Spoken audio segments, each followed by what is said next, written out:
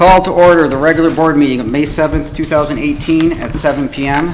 Please rise for the Pledge of Allegiance. The Anchor Bay Junior Air Force ROTC will present the colors. Carry colors. Forward march.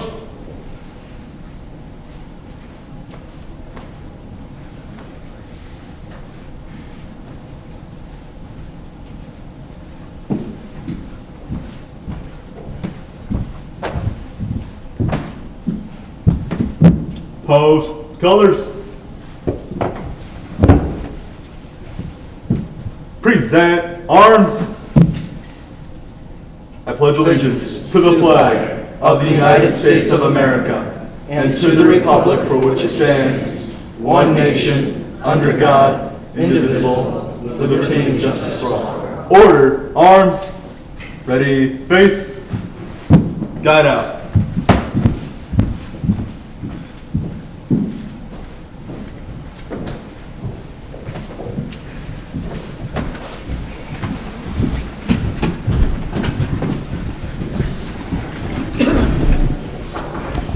Thank you. Clerk Berry, please call the roll. Supervisor Echevetti. Here. Treasurer Lopata. Here. Trustee Anderson. Here. Trustee Joseph. Here. Trustee Demink. Here. Trustee Vosper. Here. Clerk Berry is here. All members are present. Item 4 is presentations. Tom Yashand is here to give us a update on the 2018 ongoing projects, and Tom is with the Beautification Committee, and he's the chair. Tom Yashand, 48890 Chamberlain, Chesterfield. Good evening. This is our 55th year of the Chesterfield Beautification Committee. It's been in existence since 1963. So we're hopefully keep it going and keeping it going strong, but we've been around for 55 years. We had the 50-year plaque that sits up by the by Parks and Rec. So we have our 6th year of Tree City USA. We started that program back in 2008. It took us 4 years to get up to the certification standards, and today this is again our 6th year. We have planted more than 250 trees in our parks. We're taking down a lot of the emerald ash borers that affected the ash trees from the emerald ash borers. And we planted some other ones as we went. We have our tree giveaway on Thursday, March 10th from 2 to 4. I see we have it on the sign, the new sign out in front, which is nice. Over the years, we've given out over 2,000 trees, and we have about 200 trees to give away. They're two-year-old to 4-year-old seedlings, so we show you how to plant them and take care of them. We'll also be giving away some sunflower seeds and some milkweed seeds to support our monarch butterfly programs, since we are a monarch station or a sanctuary city. Plantings and cleanup, we're going to be doing Veterans Park at Brandenburg Park in the front of the offices here, planting flowers and some of the entrance signs to the township. We'll be putting flowers around those. So that's coming up on this weekend. We got help from Keller Williams again on their Red Day. We'll be doing that on Thursday morning. Also, we've got on the 17th of May, on Thursday from 7 to 9 p.m., we got a garden day, Chesterfield Garden Day, and we have a master gardener and myself. She'll be showing how to be planting and testing soil and so forth, and I'll be doing how to do a butterfly way station for the monarch butterflies. With that, we'll also be at the Arts and Music Festival in August.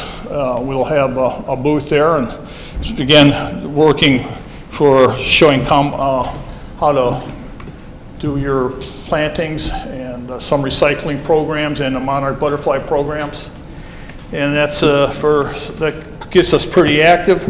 We hopefully you will approve 2 new members tonight. We have up to right now 9 members, 7 that'll be voting members and 2 that are like members at large. We're trying to get up to 15, so we're always looking for volunteers. So with that, is there any questions? Any questions for Mr. Yashin? Trustee Vosper. Thank you, Mr. Supervisor. All the things you just mentioned in your report here, where can the people see them? Is there a place on the website where they can get all that information? It's not, it's just that we have on the Chesterfield website, it just says that we have the day coming up for Thursday for the free trees. Okay. So from 2 to 4. They'll see that. Right. Okay. Thank you. Okay. Thank you so much for all All your right, work. thank you. Whoops. Item 5 are department reports. Any departments wish to update the board on? Mr. Coddington, welcome. Good evening, Board. I just have a real quick departmental report. We all know the Salt River Bridge over on Jefferson that crosses the Salt River is in bad shape. It is planned on getting replaced. We had a preliminary meeting on this with one of the county engineers. We're going to have another meeting tomorrow on this. And I just wanted to let everybody know that it's slated to get started in late February of next year. Right now, they're all in the permitting stage and design stage.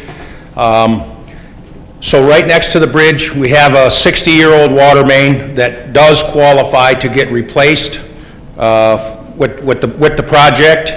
However, we have to do the engineering for the bridge, but the cost of the water main and everything being put in will be done.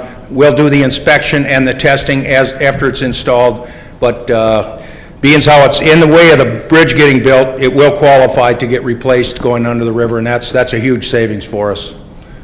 So with that, I'll try and entertain any questions. I don't have a lot of answers, but it's preliminary. I just wanted to let you know that we are going to be able to get a new water main put across that river. Trustee Anderson. Yeah, I just wonder, how's it going to impact the Weber Paddle Park, how, the moving forward? I know there's some grants involved in that too. There is. The preliminary plan is 4 to 6 months to get this bridge built, which puts us in June to July, and that's exactly when we want to start on the paddle park, basically right when the bridge opens. We want to do this in coordination so nothing gets messed up and we do the right order. So that's the what we're hoping for. Thank you. Any further comments from the board? Who's going to do the design? Treasurer LaFata. Are we required to do the design? We are required to do the design. I can read the letter real quick, what the county wrote. Private utilities requiring relocation are considered participating items of construction for state and federally funded projects, as their relocation is required by the replacement of the structure. However, as the water main is ultimately owned and operated by the township, the design must be performed by the township engineer. Construction for the replacement of the structure is planned to begin February 2019. Therefore, preliminary design plans, including water main replacement plans, are required to be submitted to MDOT pre-August 2018. Macomb County Department of Roads will coordinate any electronic drawings or project information required with the township for the purposes of the water main design. We have any idea how many feet that need to be replaced? I don't yet. I don't know how far we have to go back. We're going to have to bore underneath the river, but I'm going to guess a couple 100 feet minimum, maybe more like 300 or 400. I guess I could speak to that a little bit. This letter did come end of last week, and so this will be probably at the next board meeting. It was too late to get on this board meeting. Our consultant engineer has been involved with all these meetings, both the coordination meetings with Weber. There is some timing issues there. However, with the state of Michigan being involved with both of these projects, the Jefferson Bridge project would be let through the Michigan Department of Transportation, with Macomb County being the construction agency involved. And Michigan, the Weber Paddle Park grant and the timelines thereof are with the DNR. So those two agencies, nobody likes to see infrastructure get put in and then another project get built and put in. So immediately, we were in contact with the trust fund folks. Let them know that the bridge is coming up with them, which MDOT's involved with, and the transportation folks, and those conversations are ongoing. This chunk of water main is a older water main, 60 years? 60 years old. And it's a very difficult piece of water main because it crosses the Salt River. That line, I think, will be, it's in the very preliminary stages, but I think that line will be upwards of 1,000 feet by the time you get done with entrance pits, exit pits, and all the other risks and things around there. So it's going to be a substantial dollar amount job, and it's somewhat of a blessing that it's a qualifiable event to be paid for with this bridge. However, as a condition, the township, because it's going to be our water main, performs the actual engineering and design for that piece. So there'll be a whole lot coming up quickly because the time frame on this is very important. So I would expect at the next meeting we'll be having a whole lot much more discussion. At the latest would be the first meeting in June when our township engineer is on board. So, Trustee Joseph. Maybe these are better you. Just out of curiosity, how deep do you have to go under the Salt River? So how deep? I know you're speculating on distance, but depth. How far are we going down? That ultimately, what's going to decide that is how deep the river is there, the sediment below it, and then the rules that Army Corps of Engineer, in this instance, would lay out how much clearance you need under that. So it could be pretty deep. There could be a 20 to 25 foot deep stretch to get under there. The technology now would be to try to directional drill that. However, to get that deep, and especially, well, there's seawall as well. So it's a complicated job to design. The old way of doing that, or another way of doing it, would be a conventional bore and jack.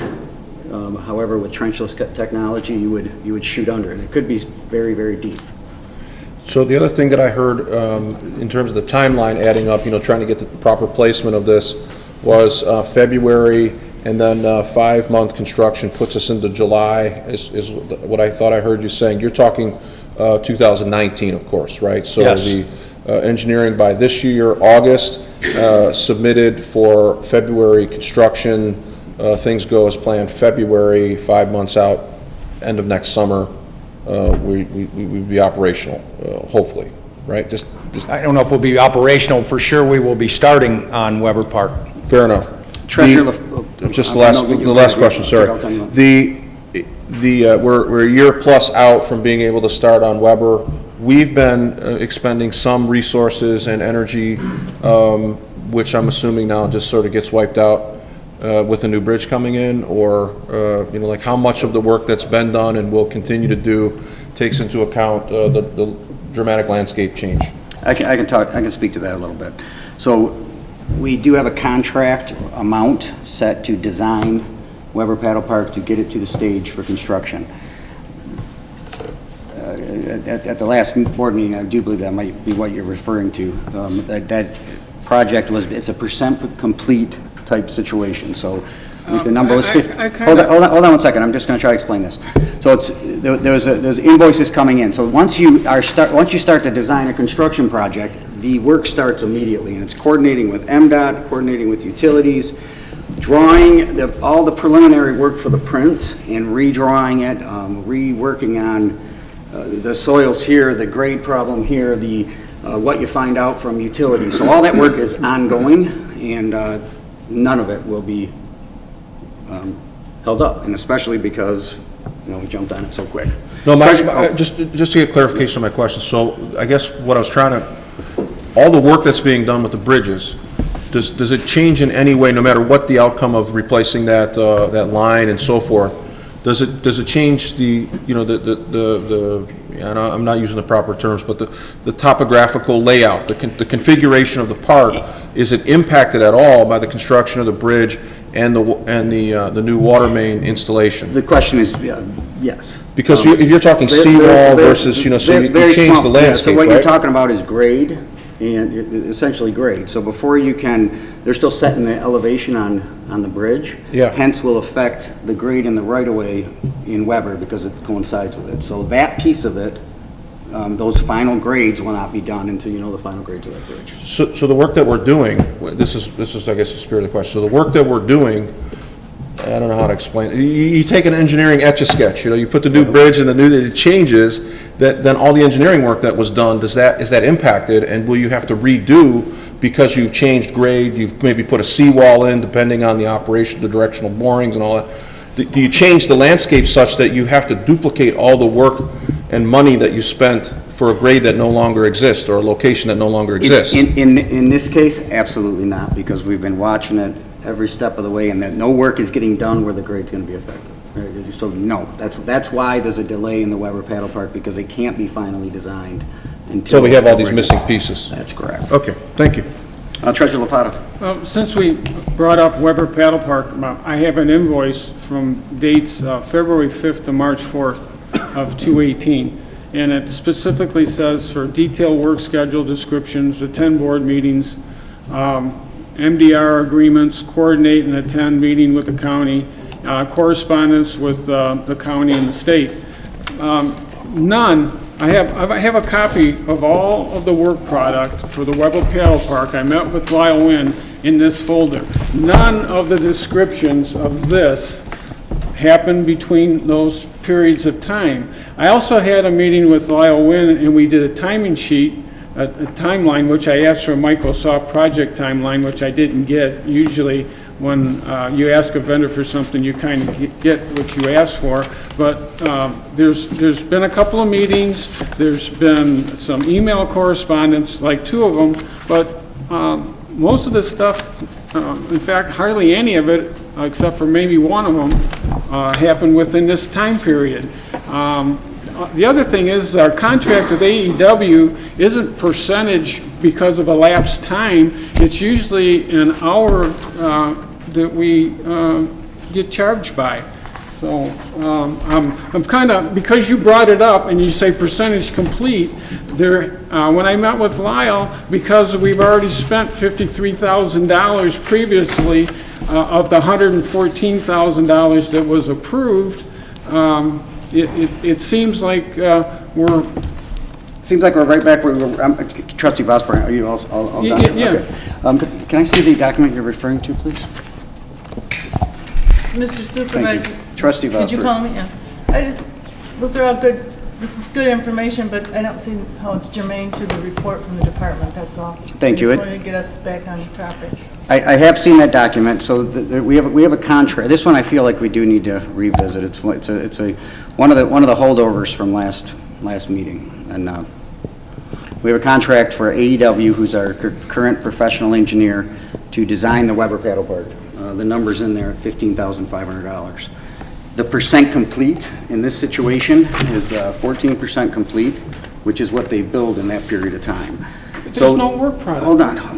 Well, the work product, for any bridge job, for example, the county has been working on the Salt River Bridge for probably a year. Now, I know we've been talking about it for a year.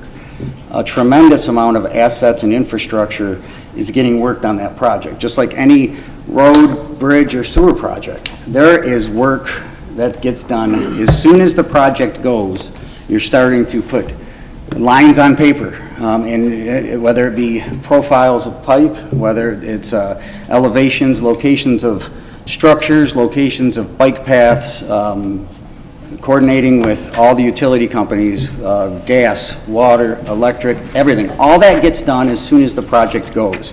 Now, in that situation, it's a lump sum of $15,500 that this board approved, because we had timelines to proceed with the Weber Paddle Park. And they invoiced, AEW in this instance, invoiced 14%. So I don't want to rehash this thing, but I am aware of that invoice, and I'm sure there'll be a time to revisit this as we move away from department reports and onto the budget. Okay. The only other quick thing I wanted to say was, this is a full closure, so there's going to be a lot of people rerouted that usually come down Jefferson Avenue. So I'm trying to give everybody a heads up, the board and everybody else, that they're going to be using Callens and Sugar Bush probably a lot more, and vice versa on the other way coming back. Sutton Road's probably going to get a lot of traffic. So thank you very much.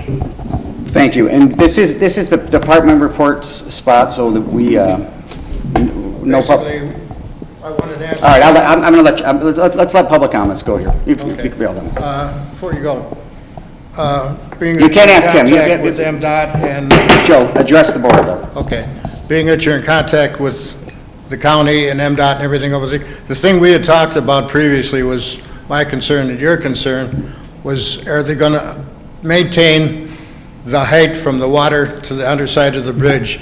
And have you gotten any input, or is the engineer from here giving them some direction so we can get what we want, that we don't end up with losing the amount of height we've got from the water line to the underneath of the current bridge? Currently, we got about 7 feet from the high water mark to the bottom of the bridge. If they put in a bridge that, because of the way structure is, they cut into that, you ruin all of the people that have, you know, the people that have boats that go under there.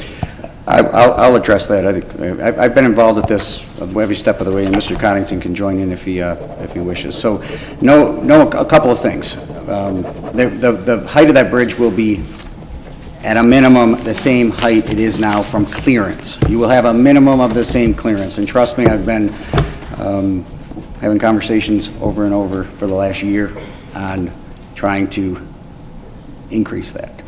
This is a bridge that, one of two bridges that are in critical condition, that qualifies for federal funds, that gets run through the state of Michigan and eventually through Macomb County Road Commission. So us as a township, we don't own the roads and we don't control the actual height of that.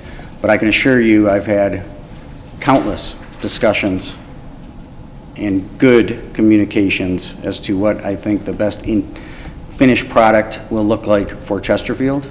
Now, know that they can take this advice or not, but one thing I have been guaranteed, the bridge will be have the exact same clearance, and I'm not allowed to say it's going to be higher until I know it's going to be higher, but it will not be lower, that I can guarantee you. Okay. Thank you.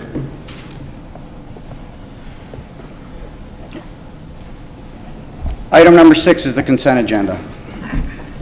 All items under the consent agenda are considered routine by the board and will be enacted in one motion. There's no separate discussion of these items. If discussion of any item is required by a board member, it will be removed from the consent agenda and considered separately. Public comments on the consent agenda are permitted. Tonight's consent agenda include the approval of the minutes of the regular board meeting of April 16th, 2018, the approval of the agenda with addendum, and the approval of the payment of bills as submitted by the Finance Department. Mr. Supervisor, I'd like to make a motion to approve the consent agenda as presented. Support. Motion by Clerk Berry, support by Trustee Vosberg. Discussion. I would like to pull out some issues with payment of bills. The first one is the AEW invoice that you have. Pardon? I thought there was a discussion. I understood he's asking to have a bill pulled? Well, or the bill run pulled? Here's the problem. When these, it's like the phone bill. When they don't pass. What?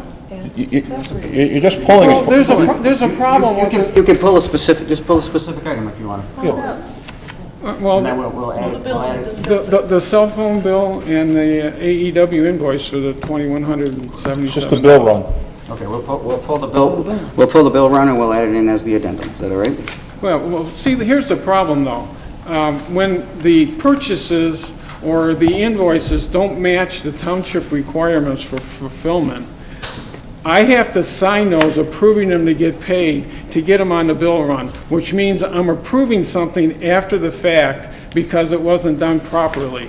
That's the issue that we're having. That's the problem with our purchasing policy. So they're here, and we need to have some discussion on them. Okay, so would you like to are you making a motion to pull Yes. the Yes. item 6C, which is the approval of the payment of bills as the submitted by the bills. Finance Department. Okay, we do have a motion on the floor, so Clerk Barry made a motion. She could either amend that. I'd like to amend my motion to approve the consent agenda items 6A and 6B with 6C removed for separate discussion. Amended motion by Clerk Barry to approve the consent agenda with 6A and 6B. Continued support. Discussion. Motion by Clerk Barry, support by Trustee Vosberg to approve the consent agenda. All those in, Clerk Barry, please call the roll. Clerk Barry, aye. Trustee Vosberg. Aye. Trustee Anderson. Aye. Trustee Joseph. Aye. Trustee Domingue. Aye. Treasurer LaFata. Aye. Supervisor Akavetti. Aye. I'm going to discuss item 6C, which was pulled from the agenda right now. So item 6C, we'll move on to the regular agenda. First item is going to be 6C, which is the approval of the payment of bills as submitted by the Finance Department. Do I have a motion? Support.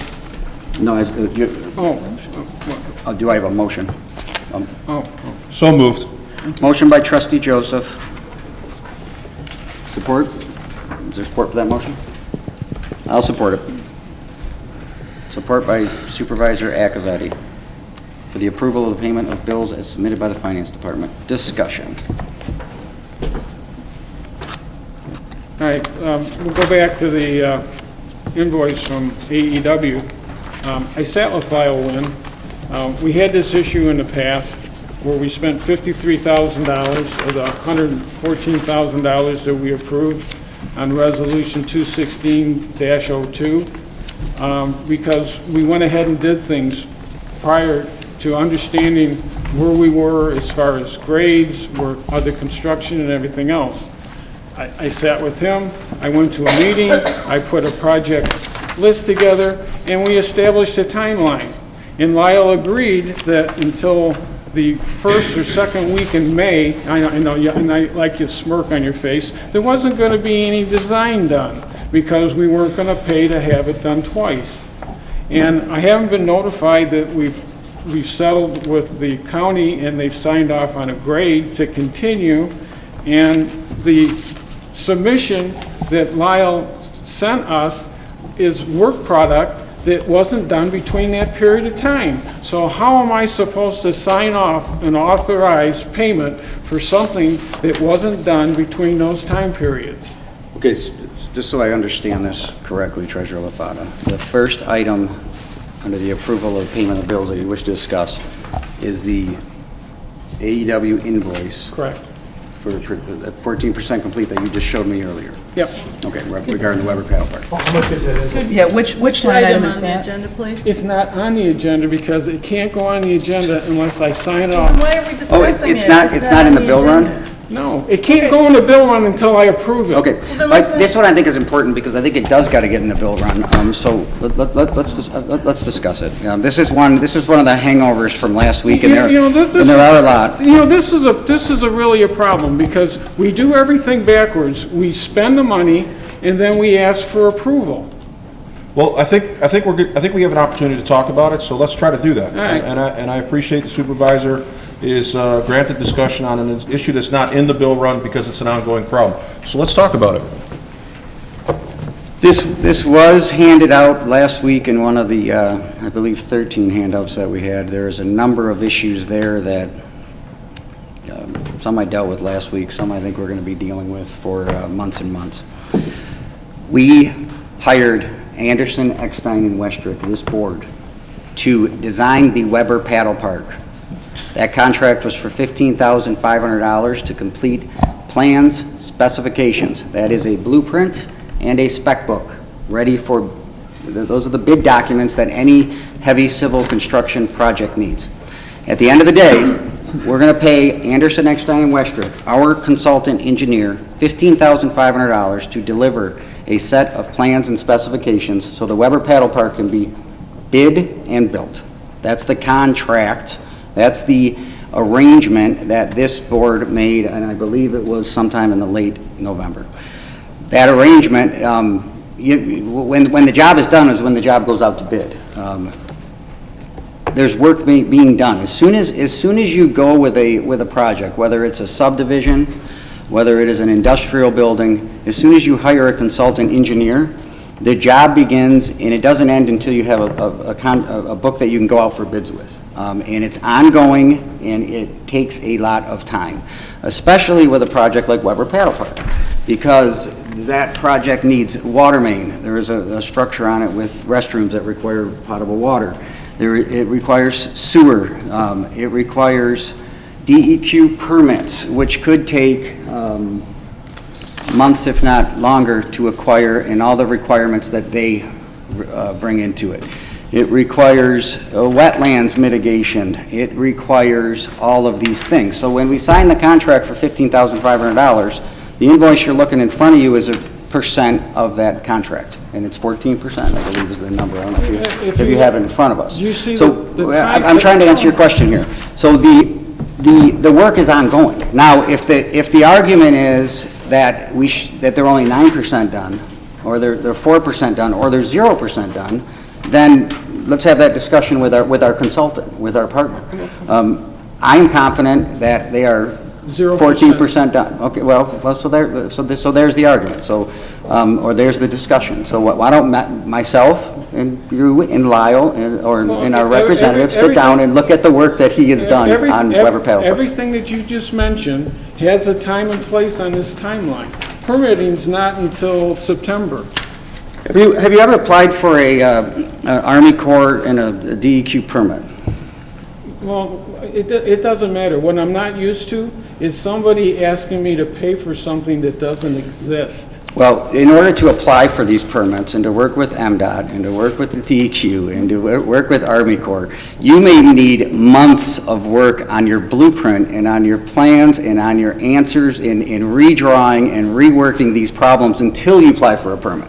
So to say that work is not being done is untruthful. If we didn't already spend $53,000 of the township money foolishly because we went ahead too fast and didn't understand from our prime consultant that should have known that we weren't going to get in.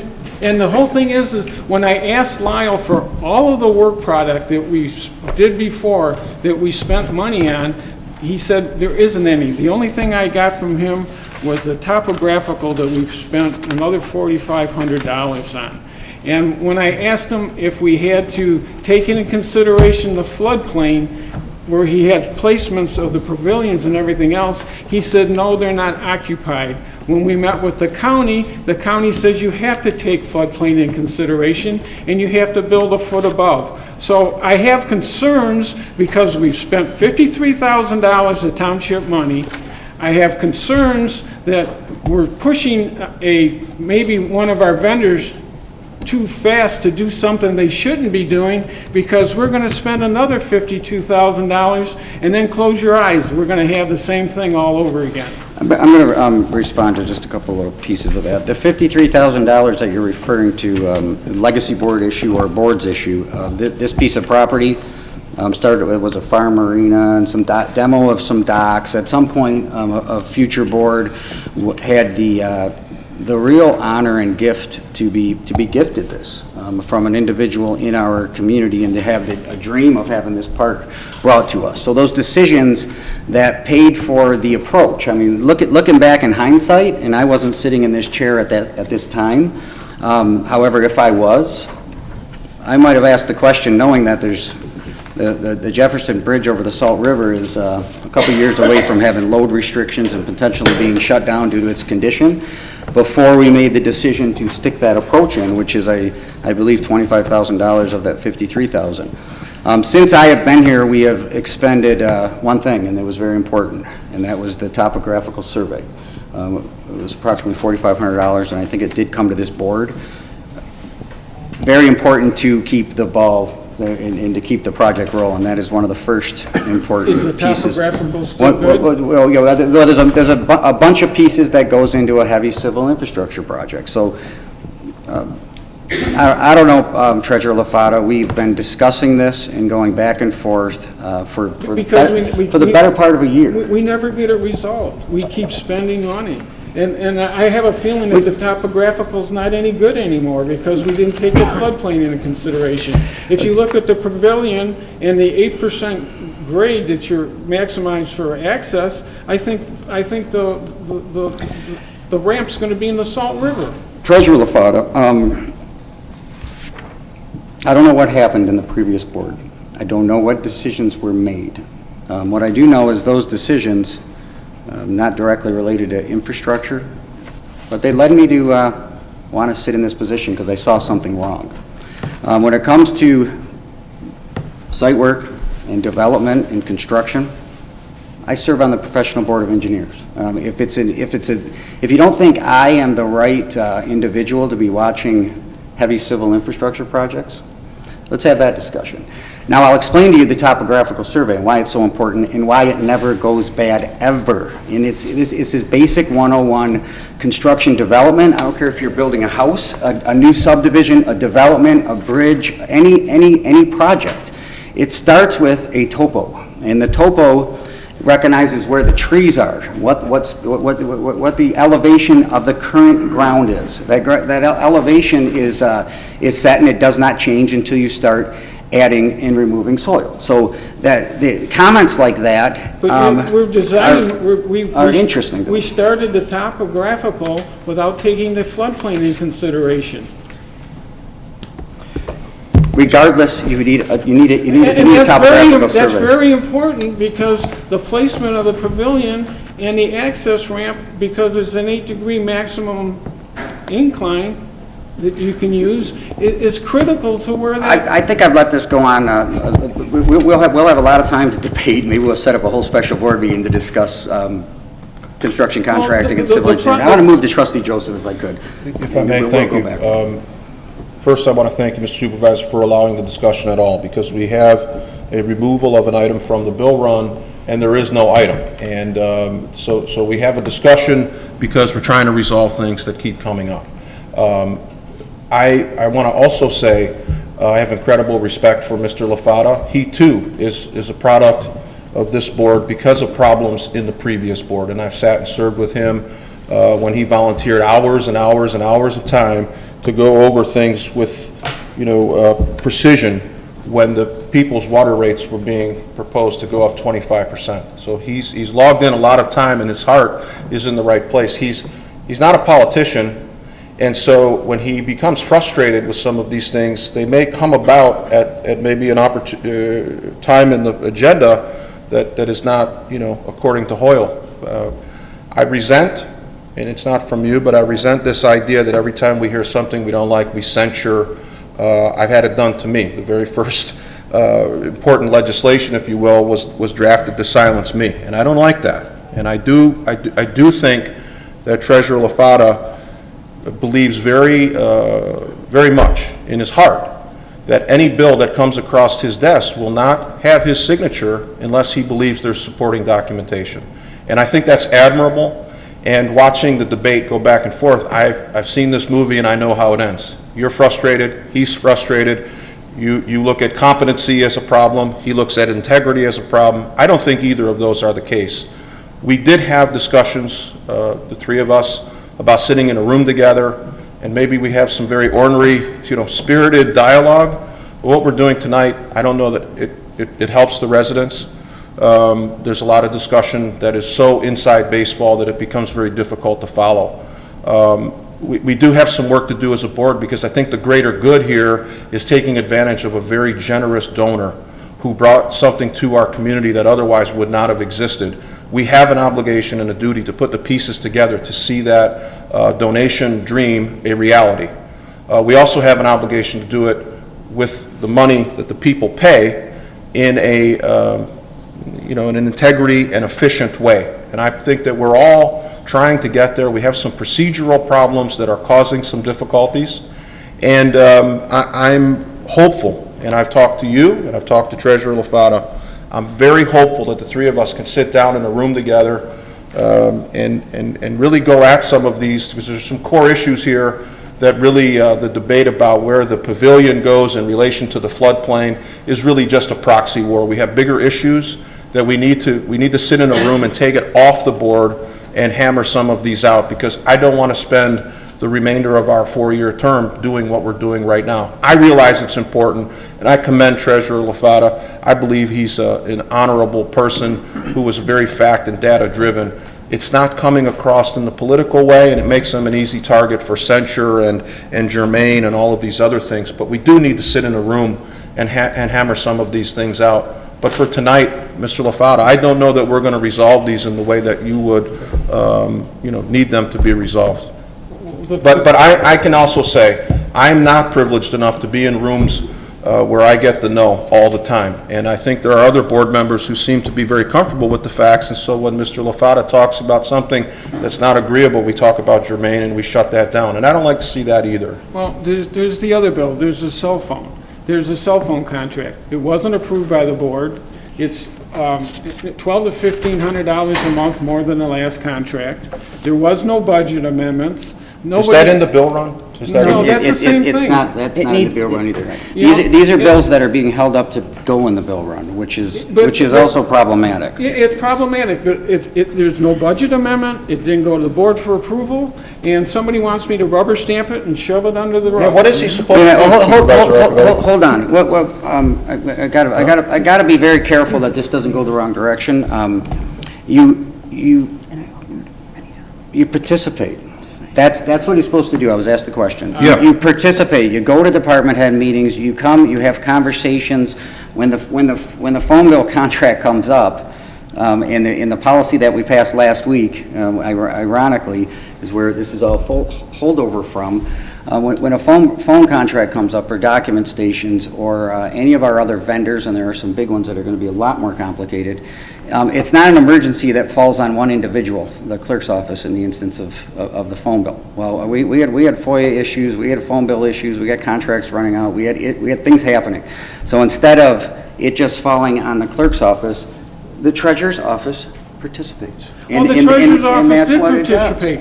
I brought the phone bill to you, and I said, this needs to go to the board for approval. I got it back with a letter from Jody saying, call Rita. I went to see Rita twice. I got no resolution. Only a $5,500 and a $5,000 phone bill for 2 months that somebody told me was going to be adjusted. But it starts. So how would you like me to participate in this, other than rubber stamping something that wasn't budgeted? There's no budget amendment. It wasn't approved by the board. What's your pleasure? Well, it starts by other than wrongfully spending the township tax dollars. Treasurer LaFata, I will respond, but it starts by having conversations with the other members of the team, and conversations, not anger, and not what we have had. It starts by there's never a resolution saying that, what it's going to be, we're going to fix it, it shouldn't have happened. It's just like, sign it and make it go away. Are you done? I'm done. Okay, so there's your last statement. There's never a resolution. Well, you got to participate. It starts with a conversation between. I didn't create this monster. I thought you were done. But if I'm done, you be done, and then we'll go on. If you want to be done, then shut up. You're having a lot of open-ended discussions and open-ended questions that need a response. It's amazing. Treasurer LaFata, please, Treasurer LaFata. It starts with participating. It starts with grabbing Michelle Nizer from the clerk's office, the deputy clerk. It starts with grabbing. I talked to Michelle Nizer about it, and after the first month, it was supposed to resolve itself. Here's what we're going to do. You're the one that keeps bringing it up, and I did. I went to Michelle. I said, why do we have a $5,500 bill? And she says, well, we're supposed to get some credits. And the next bill came $5,000. So what you're talking about, I've already reached out and done. Are you going to allow me to speak, even though I'm in charge of this meeting? Well, as long as you don't tell me I didn't do something. I didn't tell you. You're welcome to do whatever you want. Enough. I'm putting an end to this. Trustee Joseph, go ahead. Yeah, again, further evidence that we need to get in a room and talk some of this stuff out, because it is a catch-22. I've heard from Mr. LaFata in a much calmer way, and I understood his argument a little better than I can tonight. The issue becomes in the procedural placement of a bill that was not authorized by the board. So I understand that you believe there was a crisis involving the cell phones. The board never approved any cell phone contract, yet we have thousands of dollars a month over, if I could just finish, we have thousands of dollars more, and we have one person who apparently, by way of emergency, decided that, well, if I don't do it, somebody else. It was the same argument used when we spent $30,000 on the park concert last year. So I see his frustration.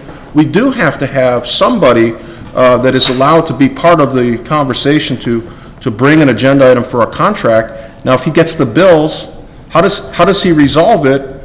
He has to sign it and approve it before it goes into the bill run. It is terribly frustrating, and I do understand where he's coming from there.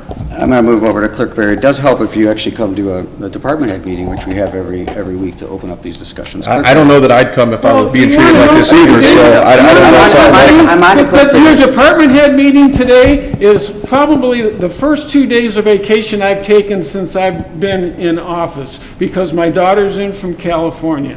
Thank you for your department head meeting. Thank you, Treasurer LaFatta. Clerk Barry, then I'm going to go to Trustee Joseph, or Trustee Domingue. Trustee Bosworth after Clerk Barry. I'm just giving it a few minutes, that's all. Just want to make sure nobody else wanted to say anything before I got started. I'm going to try to make this brief because we do have an election tomorrow, and we are sitting in the room that needs to be set up for a couple of precincts. So with the exception of tomorrow, I would be more than happy to go over any question on our cell phone bills, line item by line item. Happy to answer any questions, give you all the information that I have, be more than happy to do that.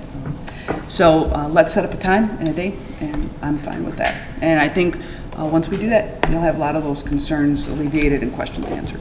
Be happy to do that. Trustee Bosworth. I was going to make a motion to call a question, but it sounds like we might be at that point. Thank you. Any further comments? Motion by Trustee Joseph, support by Supervisor Accavetti to approve item 6C, the approval of the payment of bills by the Finance Department. Clerk Barry, please call the roll. Trustee Joseph. Aye. Supervisor Accavetti. Aye. Trustee Anderson. Aye. Trustee Domingue. Aye. Trustee Vosberg. Aye. Treasurer LaFatta. Aye. Clerk Barry, aye. Item 7A, approve the recommendation by the Supervisor's Office to appoint Tom and Nancy Samantos to the Beautification Commission with a term to expire June 21st, 2021, and I do believe Mr. Yashin is still here. I'll make a motion to approve as stated. They were here, but they had to attend the meeting. Okay, thank you so much. Motion by Supervisor Accavetti. Support? Motion by Supervisor Accavetti, support by Trustee Domingue. Discussion. Clerk Barry, please call the roll. Supervisor Accavetti. Aye. Trustee Domingue. Aye. Trustee Anderson. Aye. Trustee Joseph. Aye. Trustee Vosberg. Aye. Treasurer LaFatta. Aye. Clerk Barry, aye. 7B, approve a request from Phantom Fireworks for a vending and license permit with variance for a 40-foot by 40-foot tent at 29500 23 Mile Road, Chesterfield, Michigan, 48048. The sale of firearms from June 22nd, 2018 through July 4th, 2018. Operating business hours from 10 a.m. until 10 p.m. Do I have a motion? So moved. Motion by Trustee Vosberg. Second? Support by Clerk Barry. Discussion. Trustee Vosberg.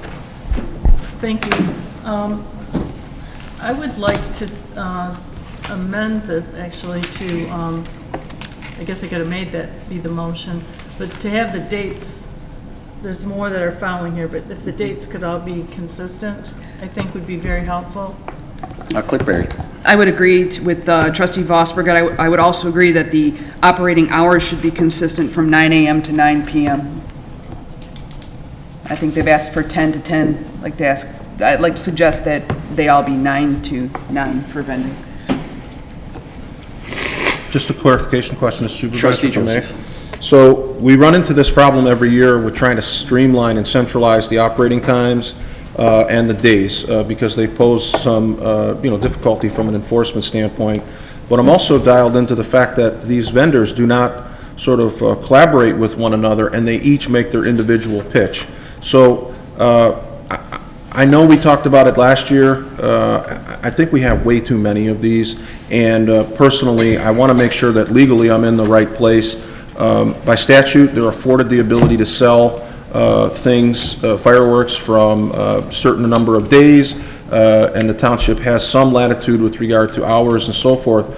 But are we legally okay to deny a request based on variance in the tent, so to speak, or some of the other items contained in the request? I'm going to give you a quick comment, and then I would like our legal counsel to give a statement. Clerk Barry and Trustee Anderson have been working on a committee to discuss this issue. There is state laws which I would like our legal counsel to lean on. What we are actually looking to give variance for as far as the actual tent, a variance on our tent size, and that committee between Trustee Anderson and Clerk Barry are working to update our ordinances like we started last year. Last year we did try to uniform these into similar times of day and similar days that they could actually operate. I don't know if Clerk Barry would be better to discuss the specifics of what Trustee Joseph said, or is Mr. Siebert? Well, Trustee Joseph is correct. I mean, they've got already a permit from the state, so we cannot prohibit this. We can put reasonable limitations on it without prohibiting it. You know, we're running into now the same exact problem we ran into last year and the year before, which is everybody wants a little bit different sized tent. They're coming to the board for a variance. They probably don't meet the requirements for a variance of hardship or unique circumstances. And we tried to make all of the approvals last year uniform. But really the way to do this, and we talked about this last year, was simply let's amend the ordinance. Let's put in the times, the dates, the tent size, and no one's going to be able to qualify for a variance if you apply the criteria in the ordinance, because virtually nobody's going to have a hardship. But that hasn't been done, so you've got 5 variances before you. My suggestion is that you treat them similarly with respect to hours of operation. It looks like the time frames are all pretty much the same, and the tent sizes, you know, the square footage is about the same, whether it's 40 by 40 or 20 by 80. It's still 160 square feet. So. What is our current township ordinance in terms of the size of the tent that's afforded them? I don't know what the, I don't know. It's 100 square feet. So 100 square feet, however they configure it. 10 by Okay. 10. Anything So over 10 by 10, you're coming. from a legal standpoint, if I were to vote no on a tent variance exceeding the 100 square feet, I don't run afoul of the statute, assuming I consistently apply that logic through each of the vendors. That would be true. The challenge that someone would make is that 10 by 10 is so small that you can't sell anything under a 10 by 10 tent. That has not been challenged. Maybe it's the year for that one to be challenged, because we have too many of these, and, But we can screw these down, though, Dave. Okay. All we need to do is amend the ordinance to come up with a tent size that the board thinks is reasonable, so that it's not so restrictive as to deny somebody the use of a piece of property to sell, and put in reasonable hours and a reasonable time period. And those can easily be drafted. I think the problem is we haven't got that done yet. okay. Thank you. Yeah, if you approve all 5 of these in the configurations of the time frame that they're asking for, which is about the 3rd week of June, give or take, to the 4th of July, in the 9 to 9 area, you're fine. Thank you. Clerk Barry. Thank you. Yes, we are in the process of doing exactly as Attorney Siebert recommended. It was just that we've kind of run out of time to get these done, because in order to make the changes to address many of the issues, there are 2 pieces of legislation that are required. One is a statutory piece of legislation, the other is a regulatory one. A statutory piece of legislation is a zoning amendment, and when you amend a zoning ordinance, there's a specific process that has to go through, and we just did not have time to get through that particular process before this time of year when all of these things were coming in front of us. So we are hoping to have bring something to the board in June to address all of these issues, and hopefully not have any of these other variances next year. We do have a motion by Trustee Vosberg and support by Clerk Barry. Would you like to, I heard in there we were going to talk about amending the motion to make these uniform down from the 13 days to 12 days, and the time, or you want to continue your motion as it is, trustee Vosberg? I'll just leave it as is. For someone else can amend it, that will be fine. Motion by trustee Vosberg, support by clerk Berry. Any further discussion? Mr. Supervisor, I'd like to amend, or You can amend, yeah, make Correct. an amendment to it. Yep. correct, I'd like to suggest an amendment to have the period of time be from June 23rd through July 4th, and the operating business hours from 9 a.m. to 9 p.m., if trustee Vosberg would be willing to amend her motion. That's fine, I'll accept that. Okay. Continued support. An amended motion by trustee Vosberg, support by clerk Berry, to approve the request from Phantom Fireworks for a vending and license permit with a variance for a 40 by 40 foot tent at 29500 23 Mile Road, Chesterfield, for the sale of fireworks from June 23rd, 2018 through July 4th, 2018, operating business hours from 9 a.m. to 9 p.m. Is that correct? Yes, thank you. Clerk Berry, please call the roll. Trustee Vosberg. Aye. Clerk Berry, aye. Trustee Anderson. No. Trustee Joseph. No. Trustee Demink. No. Treasurer LaFata. No. Supervisor Akavetti. Yes. Motion fails. Item 6C, approve a request from American Promotional Events TNT Fireworks for a vending license permit with a variance for a 30-foot by 45-foot tent at 27255 Gratiot Avenue, Chesterfield, Michigan, 48051, for the sale of fireworks from June 23rd, 2018 through July 4th, 2018, operating hours from 9 a.m. to 9 p.m. Do I have a motion? Motion to approve as stated. Motion by Clerk Berry, Support. support by Trustee Vosberg. Discussion. Oh, is it You gotta come up 27? here, man, we can't hear you. Just come up to the podium. Yeah, this one, because that address does bring you to between 21 and 21 Mile and Hall Road, and I believe you are in the Meyer parking lot. Yes, sir. It's, yes, 23 Mile Road would be the correct road for the address, 27255. Thank you. I believe we have a petitioner here. Your name? My name's Jill. Yes. Discussion or questions from the board? Motion by Clerk Berry, support by Trustee Vosberg, to approve a request from American Promotional Events, TNT Fireworks, for a vending license permit with a variance for a 30-foot by 45-foot tent at 27255 23 Mile Road, Chesterfield, Michigan, 48051, for the sale of fireworks from June 23rd, 2018 through July 4th, 2018, operating hours from 9 a.m. to 9 p.m. Clerk Berry, please call the roll. Clerk Berry, aye. Trustee Vosberg. Aye. Trustee Anderson. No. Trustee Joseph. No. Trustee Demink. No. Treasurer LaFata. No. Supervisor Akavetti. Aye.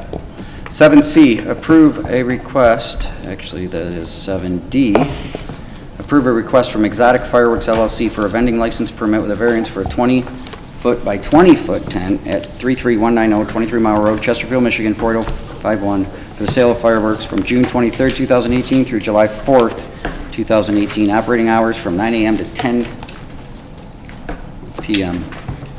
Do I have a motion? Mr. Supervisor, I'd like to make a motion to approve a request from Exotic Fireworks LLC for a vending license permit with a variance for a 20 by 20 tent at 33190 23 Mile Road, Chesterfield, Michigan, 48051, for the sale of fireworks from June 23rd through July 4th with operating hours from 9 a.m. to 9 p.m. Motion by Clerk Berry.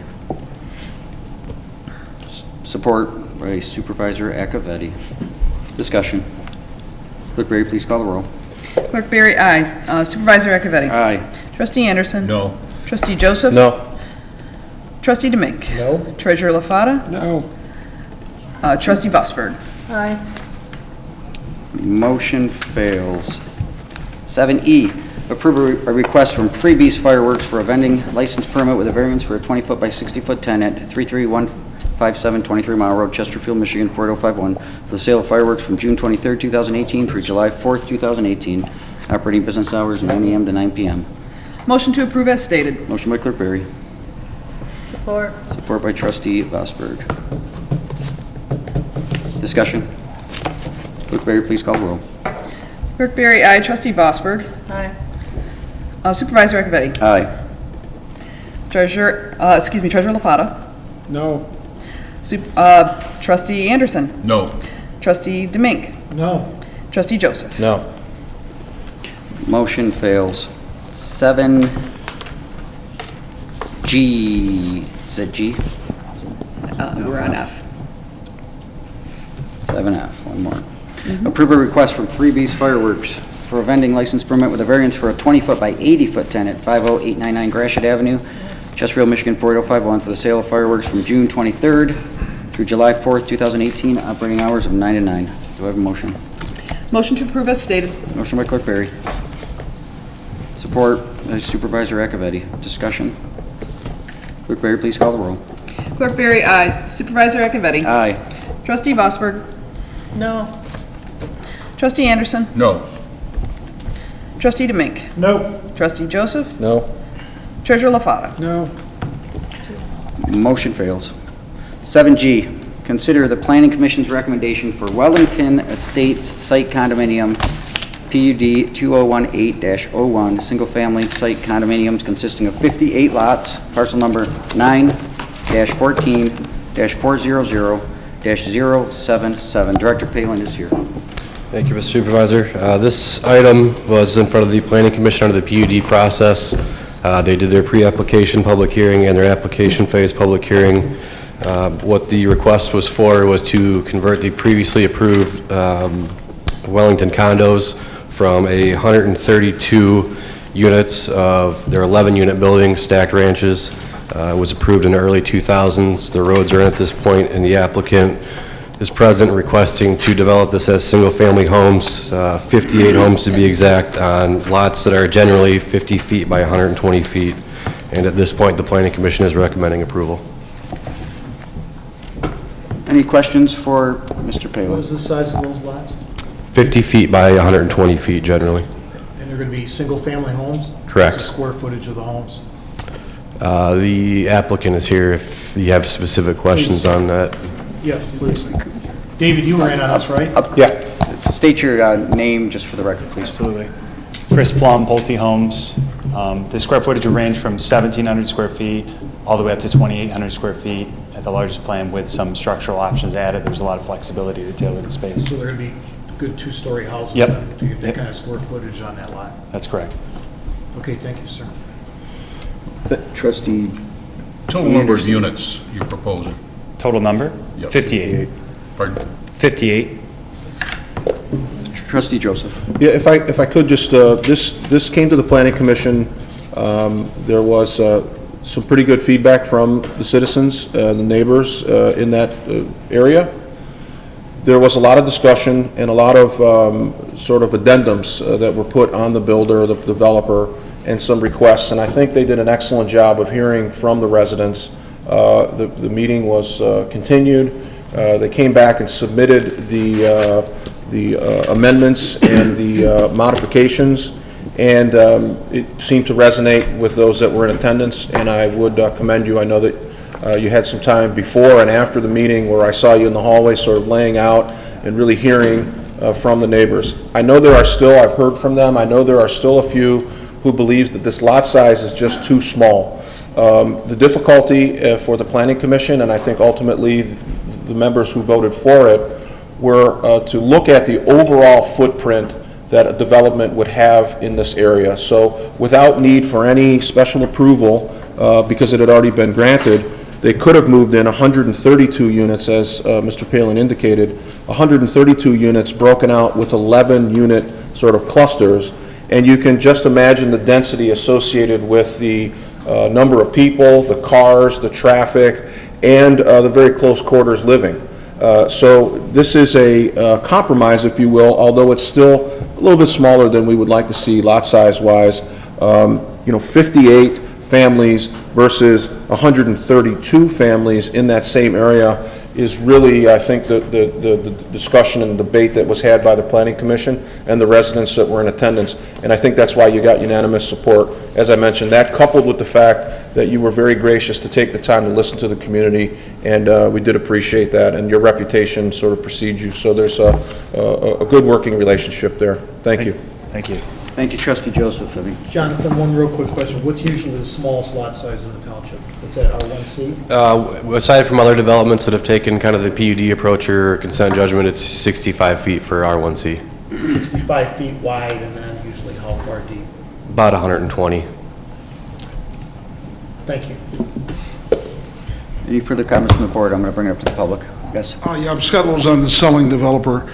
I met with people I'm after... sorry, could you state your name again? Sorry, I'm Scott Lozon, a little crack in my throat. I met with a few neighbors that weren't thrilled with the project of any sort, and I gave them some compensation for their landscaping that would be paid by us, the seller, through the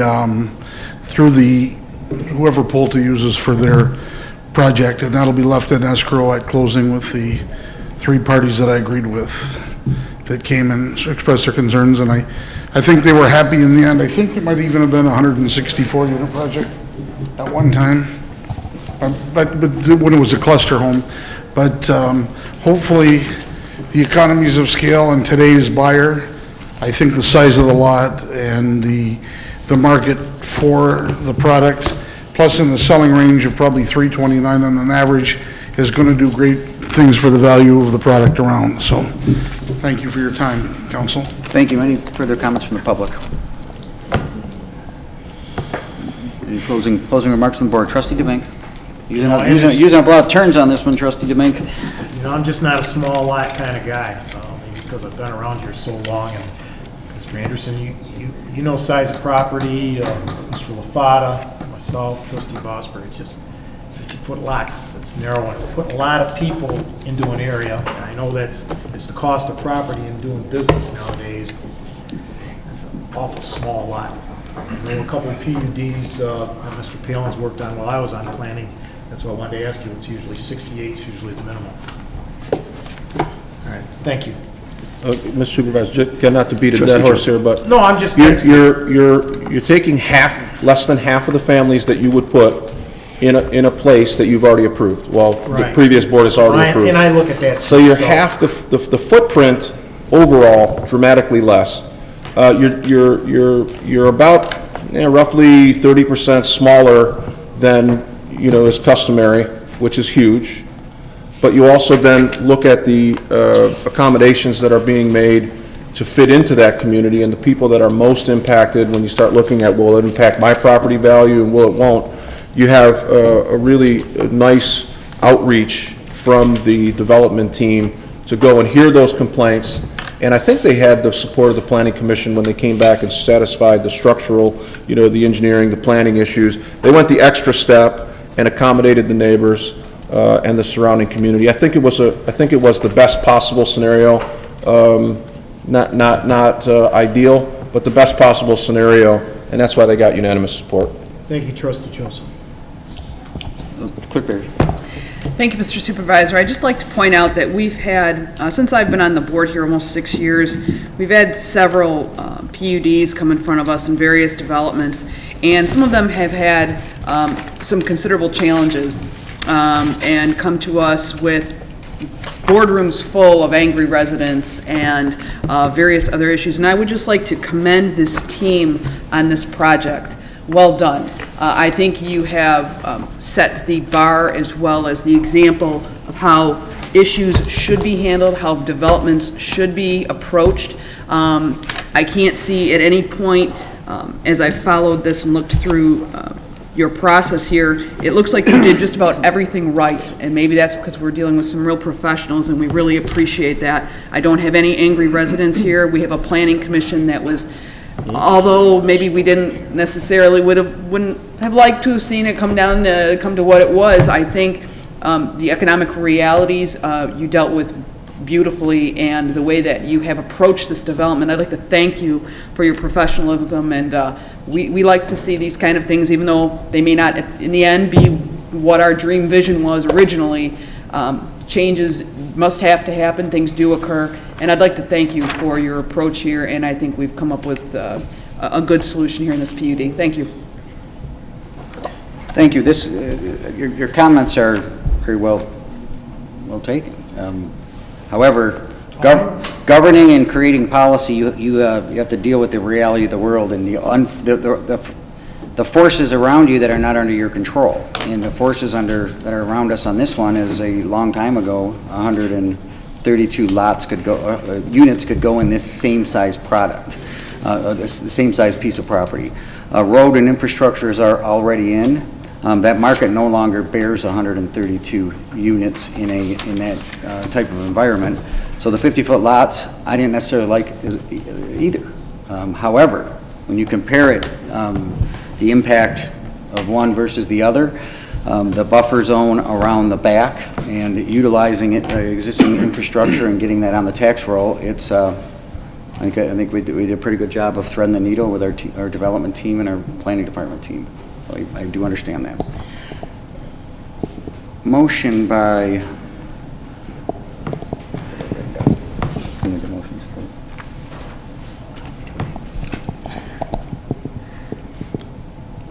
Would you like a motion, Mr. Supervisor? I would. Yes. So I would like to make a motion to approve the Planning Commission's recommendation for Wellington Estates Site Condominium PUD 2018-01, specifically single-family condominiums consisting of 58 lots, parcel number 09-14-400-077. Motion by Trustee Joseph. Support. Support by Clerk Berry. Discussion on the approval motion. Clerk Berry, please call the roll. Trustee Joseph. Aye. Clerk Berry, aye. Trustee Anderson. Aye. Trustee Demink. Aye. Trustee Vosberg. Aye. Treasurer LaFata. Aye. Supervisor Akavetti. Aye. Thank you. Good luck you. on your project. 7H. Actually, you have to, at the end. 7H, approve a request by the Facilities Director to purchase 2 new utility trailers at a cost of $7,434 from General Ledger number 101-265-740.000. Do I have a motion? So moved. Motion by Trustee Demink. Support. Support by Trustee Vosberg. Director Sonnenberg. Yes, good evening. These trailers, we've had these trailers, the 2 trailers that I'm just replacing, it's basically over safety concerns. We've had these trailers for 25 plus years. Since I've been here, I've noticed that our crew spends a lot of time making endless repairs, redecking, repainting. It's just a safety issue for all of us. I mean, these trailers, we're not looking at much money, but the type of equipment they're hauling with these trailers on a daily basis, it's just a hazard waiting to happen. I mean, some of the rails are in stuff, and some of the structural membranes, the welds are cracked, they're rusted through. It's just, for me, it's just a pure safety standpoint. I mean, that's what I'm looking at here, just replacing some really old equipment that I was told that one of the trailers we have in particular was bought used 25 years ago. So we've got our money out of every mile of these trailers. So I would like to replace these trailers with some new equipment, that's all. Any questions for Director Sonnenberg, Treasurer, or Trustee Vosberg? Thank you. To Mr. Sonnenberg, are these trailers adequate? Yeah, they're actually a little bit longer, and they hold a little bit more weight. So we'll have these for as long as I'm here and then some. So they're Yeah, bigger, they're a little bit better than what we have. The problem with our old trailers too is you got wiring issues. I mean, with a I trailer. have no problem supporting this at all. I just want to make sure you got enough. Yes, here. we That's did. what We got them a little bit, each one a little bit longer, yes. Great, thank you. Thank you, Mr. Supervisor. Oh, yeah. Any further comments? Just want to make, you guys out of duct tape? No way. And I recommend these trailers be sent for scrap. We're not reselling them, we're scrapping them. Director Sonnenberg, I do want to comment, or I appreciate the photos of the current trailers, especially the close-ups of the coats of paint and the broken welds. And I thank you so much. I think you did a good job. Looks like a lot of life left in those. Motion by Trustee motion by Trustee Demink, support by Trustee Vosberg to approve the request by the Facilities Director to purchase 2 new utility trailers at a cost of $7,434 from GL 101-265-740. Clerk Berry, please call the roll. Trustee Demink. Aye. Trustee Vosberg. Aye. Trustee Anderson. Aye. Trustee Joseph. Aye. Treasurer LaFata. Aye. Supervisor Akavetti. Aye. Clerk Berry, aye. Motion prevails. 7. Thank you. I. Approve a request by Public Works to purchase water meters and meter components from Ferguson Waterworks for a total cost of $8,331.20 from General Ledger 591, 542, 740. I'll make a motion to approve as stated. Second. Motion by Supervisor Akavetti, support by Clerk Berry. Assistant Director Johnson. Here with any questions. It's our normal meter components order, so if there are any questions, I'm here for you. Approximately halfway done with the meter readers. With the 900 radios, we are approximately 50% done with that project, yes. The anticipation is to be completed by end of summer next year. We should be done. Motion by Supervisor Akavetti, support by Clerk Berry. Clerk Berry, please call the roll. Supervisor Akavetti. Aye. Clerk Berry, aye. Trustee Anderson. Aye. Trustee Joseph. Aye. Trustee Demink. Aye. Trustee Vosberg. Aye. Treasurer LaFata. Aye. 7J, discuss a request by Public Works to secure $41,168 towards a cooperative invasive species management area. SISMA request for proposal for Phragmites spraying in the 2018 season. Assistant Director Johnson. Yes, Board, I appreciate your time this evening. I did create just a brief presentation we can just kind of utilize for maps so you guys can get a visual, because I know everything, I didn't really give you visuals on the actual agenda item. So as I mentioned, there are a couple of components to this. The first one I'm going to start with is the county right-of-way. The county now has a 50% match on all county right-of-ways Phragmites spraying. There's 6 communities within our SISMA that are going to be involved with this spraying. So with the $30,000 the Department of Roads has given, obviously it averages to $5,000 per community. As you can see on the map, all the highlighted areas, which are probably a little bit green, yellow there, those are the areas we're going to be spraying. We had some residents call with concerns on 25 Mile, or on Gratiot near Hickey Road, some on 25 Mile. And so we've addressed those concerns in this map. I apologize for how small it is, but if you guys have any questions, I can email them to you, whatever you guys would like. My request is, with this, is I need the board to obviously need funding. I can approve the funding so we can go forward with this spraying. This is also going to go on top of, 2 years ago they already sprayed the right-of-ways. This will be a second spraying of some of the areas. It'll be a first for most. The second spraying, we're just making sure that whatever didn't get sprayed will get sprayed. So that's part one of my agenda item. And I do apologize for the just kind of throwing it all together. My goal was to have one number for Phragmites spraying with a couple of components. But I wanted to discuss with you guys on how you want to proceed with this. So that is step number 1. Step number 2 is Fish Creek. The reason for Fish Creek this year is, as you guys know, we had Salt River sprayed last year. It is going to be sprayed again this year in the September, October timeframe. And the EPA and the Army Corps is doing that $2 million project starting in 2019 and 20 to do a rehabilitation of Salt River. And since the Fish Creek ties to the Salt River, and we have to have a maintenance agreement with the Army Corps on maintaining the Salt River next year, we want to make sure that the Phragmites are taken care of on the Fish Creek so that we're not introducing them back into the Salt River after we've already sprayed them. So the area in green is the Fish Creek I'm talking about, which you'll get more as I go here. Well, that's not good. So the blue area is kind of where the area where the Phragmites are on the Salt River. I'm sorry, Fish Creek. So in the packet, I did Fish Creek as a whole. I didn't know if this number was something you guys were comfortable with, so I kind of broke it down, Fish Creek down to 3 sections. This section is Fish Creek from Callens Road up to Oak Brook Drive before it splits off into the east and west branch. This part is roughly 13.86 acres, and it'll be roughly $11,088. How I got these numbers is I contacted Tri-County Aquatics, who did our spraying for Salt River. He drove by really quickly just to give me a quick estimate. He was saying roughly $800 an acre, which seems a little expensive because last year with Salt River, he was quoting roughly $300, but the density is a lot thicker with Fish Creek, and there's some areas going to be a little hard to traverse. So he's kind of incorporating some of that stuff.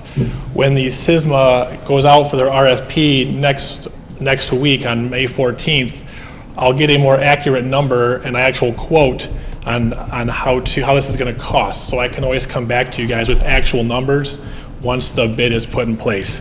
The whole intent for this this agenda item was to get a number to go forward with our RFP so that we can proceed to spray whatever you guys would like to spray in terms of Fish Creek. And 6 other communities are involved in this as well, so we're trying to get a joint effort to get a group discount on the cost of Phragmites spraying. So again, this is Callan's to Oak Brook Drive, which is on Sass Road. The East Branch, I apologize for being really small to see there, but that starts at Oak Brook Drive and it goes through the subdivision there and it goes up to 94. And that's roughly 17 and a half acres. That would cost roughly $14,000 to treat that section. The West Branch would be from Sass, the west side of Sass to 94, roughly almost 8 acres, roughly $6,300 to do that portion. I did make a call into the county. I am trying to see if they're willing to contribute financially to this project. I am still waiting for a response from them. They're supposed to have a meeting with Candace Miller last week, so I'm just kind of waiting for a response to see if they're willing to contribute in some capacity. Just so you guys are aware, the $800 an acre is strictly for spraying, not for cutting, not for anything else, it's just spraying. The county, when I talked to the county, they did want the Phragmites actually cut and removed, which when I talked with Tri-County, they're talking that's upwards of $2,000 an acre. So I was telling the county that while we'd like to participate, we're not really excited about cutting them down because cutting them down is just going to cause a log jam and cause more flooding. So they want them removed, which is really expensive to do. So I'm trying to work with them to see if they'd be potentially willing to cover the cost of removing if we spray, things of that nature. Again, with your blessing. So that's the sections of the Salt River. I didn't know if there were certain sections you wanted to touch on, but there's one more section I wanted to work on, is there were some detention ponds we wanted to take care of. Now the DPW takes care of 7 detention ponds on behalf of a couple of communities around here. And 6 of them have quite a bit of Phragmites in them and they're overtaking the ponds, which is reducing their detention area. So we're looking to spray these. Now while the initial cost will be on the township, we can put this money on the SAD and the homeowners, like we normally do with any kind of the cost for a pump or electricity, it goes on their taxes and Ms. Clark in Treasury Department normally handles that. Same thing could apply here. So what I have on this slide, which I did not have in your packet, is just showing roughly how many acres per detention pond and then roughly how many homes are in each SAD. So for example, Anchor Detention Pond is $600 to do that pond, it's 33 homes. So you're talking roughly less than $20 a home for that to get sprayed. What I did not include in your packet and I omitted was Chesterfield Estates Detention Pond. It's roughly a half an acre. It's going to cost $400 to treat, so I added this in this presentation, but is not in your packet, and I do apologize for that. So with these 3 ponds here, we have Anchor Detention Pond, which is at the corner of 21 and Anchor, Brycewood Detention Pond, which is on Charlene Drive in Brycewood, Chesterfield Estates, which is right by our Veterans Park area. And then the last 3 are Donner Road Retention Pond, which is right by Chesterfield Gardens in that condo complex, Stonehenge, which is off of Donner Road, and then Tiffin Road Detention Pond, which is the Anchor Point sub on Tiffin Drive. So really briefly, the total cost of this, so this is going to be a little bit different than what your packet. It should add, I believe, $400 should be the only difference between your packet and this. So the total cost of the Phragmites would be $41,568. The cost for the detention ponds would be $4,736, which would be recouped through the SAD, which the total township cost would be $36,832. My request would be that the township board would approve this amount so we could get that sprayed. I don't know if that's something you guys are comfortable with, so I'd like to discuss with you what you guys would be interested in spraying and taking care of. Questions from the board? Trustee Vosberg. Thank you, Mr. Supervisor. I support this project because one of the things that I find very frustrating is to drive through our community, and sometimes on some days, some parts of the year, you feel like you're driving through this tunnel with Phragmites on both sides of the road, going down Jefferson, Sugar Bush, Callan's, different areas. Are you taking motions, Mr. Chair? Yes. I would make a motion that we would allocate up to $37,000. A net of $37,000, so bring it back to the $41,600. Use the $41,568 that Kevin has on there. So make a motion to approve that amount. Motion by- $41,568. Motion by trustee Vosberg to approve the request by Public Works to secure $41,168 toward the SISMA area RFP program. Is there support? Support. Discussion. Mr. Supervisor? Did you want to support? Did you want to lead off? I'm sorry. No, trustee, I'll go back to the motion maker, trustee Vosberg. Thank you. Thank you for supporting that. So I have a couple questions. The SAD, you said that can be passed on to the homeowners via their SAD. Do they have to approve that assessment on themselves, or have they given us permission? They've given us permission. With Yes. the contract we currently have? Yes. They will pay that, they don't have to vote? Correct. To assess themselves an additional amount, all right. And then when you say that you've asked the county, to me, there's three different bodies there. There's the Board of Commissioners, the Department of Roads, and Public Works. Which of those three have you asked, and which are likely to participate? I actually talked to the Drain Commission All right, specifically, because it Okay. is a drain, so I want to talk with them, and I'm waiting for a response from them. all right. And is any of this in the road right away? Is this all more drain areas? It's possible, I guess, just because, like, say if it's crossing 24 Mile Road, I don't know if they'd consider it a drain slash, because it's a bridge, I don't know if they'd consider it, or a culvert, I should say, so I don't know if they consider it a combination of both. I would say most, it's probably 99% drain. Okay, so most of it would be appropriate to go to the drain commissioner then for Correct. that. But we could also, it doesn't hurt to ask the Department of Roads if, you know, if some of that is part of theirs. Yeah, I've asked them as well, but they had directed me to the Drain Commission, so I Of talked with course, them. and if you ask the road. No, bouncy back. The other way around, they do that, yeah. Thank you. You're welcome. One quick comment from me, then I'll move to Treasurer LaFato, I'll be next. I would like to, you to come, definitely be back a lot, and I know you've been speaking about this over and over again, but updates, almost at every meeting here. Okay.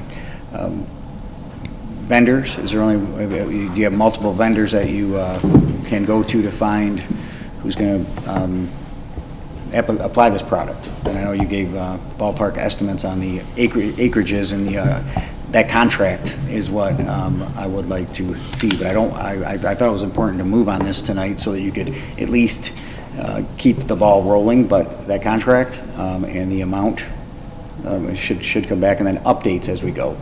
And I'd also like you to explore each and every possibility for grants, for help with every entity, all the way up to the federal government. And think of Fish Creek, and if that'll be part of the Salt River Restoration Project, if it goes up in there a little bit, maybe that will or will not help. And then if we're gonna have to do this again next year, and just so we can anticipate and budget it. So questions before, as you proceed. Treasurer LaFato. I'd like to ask one of the residents how effective the Fragmite spraying was on the Salt River last year. That's what I was up here for. Oh, hold on, I'm gonna move up to. Can we come to the board first? To board comment, and then I'll move up to the public. Trustee Joseph. Yeah, thank you. We had this debate last year, and there were concerns about, and I think Treasurer LaFata's already, onto that, in terms of the effectiveness. I know there are a lot of very smart people that believe this is an effective strategy for treatment and the spraying. The more I research, and I certainly am not on par with the scientists involved with the creation of this chemical, but I am concerned, and I see the trend moving forward is a very heavy reliance on chemical. And the amount of waterway introduction with this chemical is compounding, and it seems to be, I like the idea of if we see it as a problem, and I agree with Trustee Vosberg, there are areas that are just, it is taken over and it needs to be eradicated, but maybe we need to look at a costlier version but safer. The chemical spraying is the most effective sort of tool that's being promoted, but at what cost? And I'm not certain I can go along with this anymore. I'm very, very concerned about the application of this chemical, and where it positions us in our water table and our waterway. And I think I've reached the end of my support for Phragmite extraction by way of chemical. And again, I know that other people feel differently, and I respect that. But at this point, it has nothing to do with the presentation that you made. It was very thorough, and it was a very well-organized description of how you were going to use township resources to get the maximum, and I appreciate all the work you've done. My no vote is strictly chemical related, and I'm concerned about the impact on our ecosystem and our drinking water and so forth. So that, I just wanted to clarify my no. May I respond to that? Yeah, hold on, maybe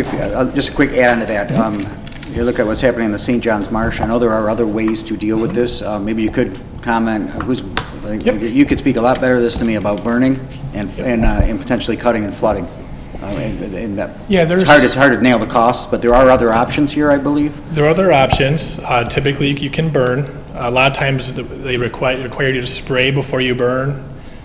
That's one option. You can burn, but if, like say, the St. John's Marsh, if it gets underwater, you can drown it. So if it's underwater, you cut it underwater, you can drown it, but there's got to be so much water to stay underneath. So like this drain doesn't hold enough water currently to be able to do that. And obviously, burning is not going to be an option. I've already talked about the fire department is too close to home, so there's no way they would approve any kind of burning whatsoever.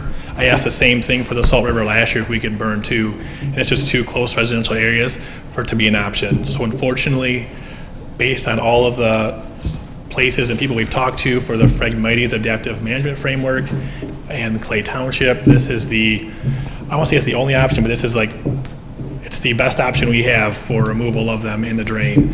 And while I understand the concern for the chemical involved, it is also it's the DEQ approves how they, it's obviously approved through DEQ, all the licensing, all that stuff, so they're approving how it gets sprayed as long as it's properly applied. The person who's going to be doing the spraying will be licensed to be applicating it correctly. And while I can understand the concern for that, that's the way unfortunately we have to go. But I appreciate your comments. You mentioned the DEQ is the Michigan Department of Environmental Quality. How about the EPA at the federal level? Is this their an approved method from them? I have to look. I just know the DEQ. It's a DEQ permit that they would get, so that's as far as I know. I could definitely look into that for you and find out. Any further comments from the board? Clerk Barry. Thank you. Kevin, what happens if we don't do anything? If we don't do anything, the possibility is that the Phragmites are just going to keep growing, and it's going to seep into the Salt River eventually because the wind will blow the seeds onto the ground. It will take through the water into the Salt River. It'll grow them back there again, and it's just going to get progressively worse. And these Phragmites grow. You can see down on Oak Brook Drive and by 24 Mile, they're already like 10, 15 feet tall. They can get way taller. I mean, you can see over by Bank of America on Seton and 23 Mile, they're already 20, 25 feet tall over there. So they'll grow rapidly, and there's virtually no wind in sight for them, so unless we eradicate them. So They're not terribly bad looking. I don't mind the way they look. My concern is, and my understanding is, but correct me if I'm wrong, that they pose a significant risk to our underground infrastructure if allowed to grow unabated. I wouldn't say underground infrastructure so much because the rhizomes, which is like the root system, is below ground. They don't go that far, that deep. It could affect a little bit. I would say it affects more of the aquatic life, turtles, birds, things of that nature. They can't traverse, or in fish, they get stuck in the river, the creeks and such, and they can't actually nest or whatnot in the creeks. Thank you. Public. Just a couple comments. They did spray the Salt River across from me. They haven't cut it, so we don't know how effective it is. The idea behind spraying and cutting is to get the stalk down to about 4 to 8 inches, and what supposedly is supposed to happen is in any other vegetation, such as what was there originally, was the reeds and cattails and that, give that a chance to grow. That's the big idea behind it. Don't know if that's going to happen or not. Clay Township has been doing this for a long time. They've had some success, but you're going to have to realize that this is going to be every year for many, many years. Getting back to the question of safety, currently they use a version of Roundup, which basically you have to read the instructions to use it on your own home, and even they tell you don't use it around any waterways, but they use a version of it. It's got glyphite in it, which is the main chemical. And what that's supposed to do is drift down into the roots of the Phragmites and then go through the roots and stop the growth. The EPA in Michigan goes by the standards by the federal government. And I question because basically all the wildlife tests and everything else was done by the company that makes the Roundup, and I don't know who that is, Monsanto or one of them.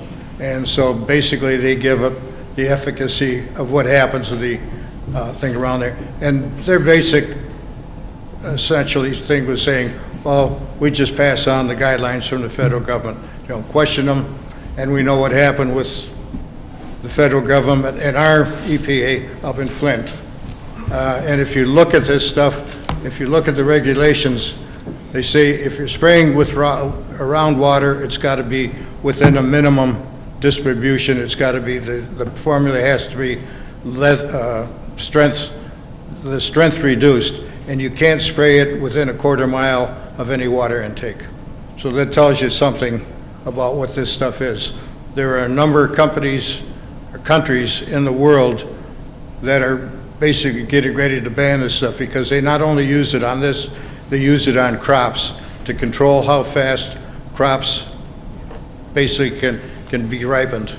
And they want to cut crops off at a certain time, and so they use this. There's, in Michigan, probably 200 tons, 200, maybe more tons used on crops in Michigan. So you're getting it one way or another, whether we spray it into the water or you're getting on all your products and that. But there are a lot of people in the world that are really getting concerned. I think California is ready to put a ban on it as a carcinogen. You got a lot to consider here. I tried to bring this up the last time. There are other ways. I'm thinking of the Salt River. Basically, what happened to the Salt River marsh was when the water levels dropped probably, 15 years ago, maybe 10 years ago, that's when they took root because everything along the bank was in mud. They started in there and they just propagated along the river. But another problem that caused that drop through the marsh was when they put in the, what do they call it, Lottie View Riverside subdivision off of Jefferson and between Kilowatt and I forget the other street where the school is up there. One of the big concerns was they were putting that sub in and everybody was saying, where's all of that drain off going to go?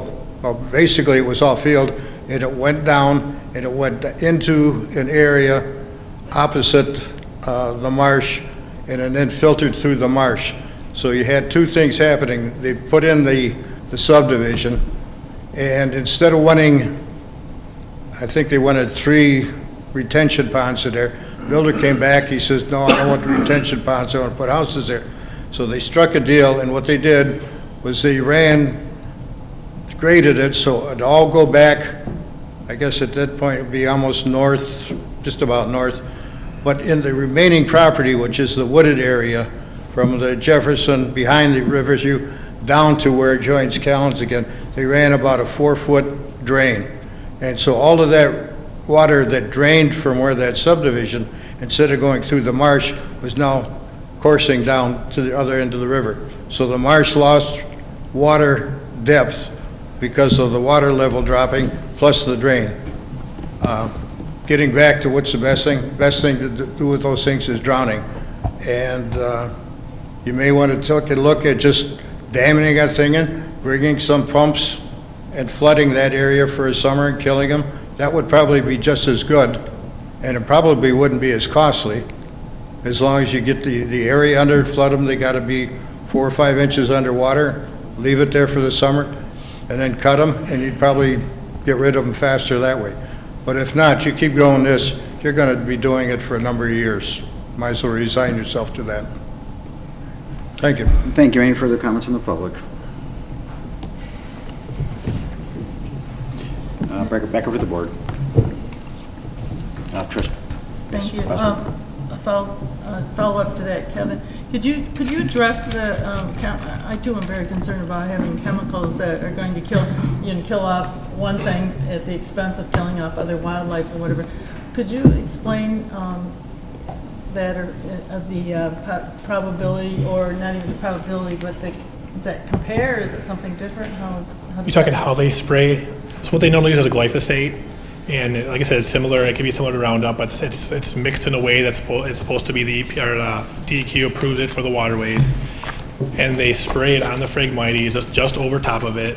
They make sure to target Phragmites only. So if there's any kind of trees or different, if there's actual cattails, they try to avoid all of that while they're spraying. They don't want to overspray and just kill everything in sight. They want to make sure they focus on the Phragmites. So they're spraying over the Phragmites, and they're attaching it. So they're spraying it on top. It soaks it in from the top down to the roots and kills it that way. Does that answer your question? Yeah. Okay. Okay.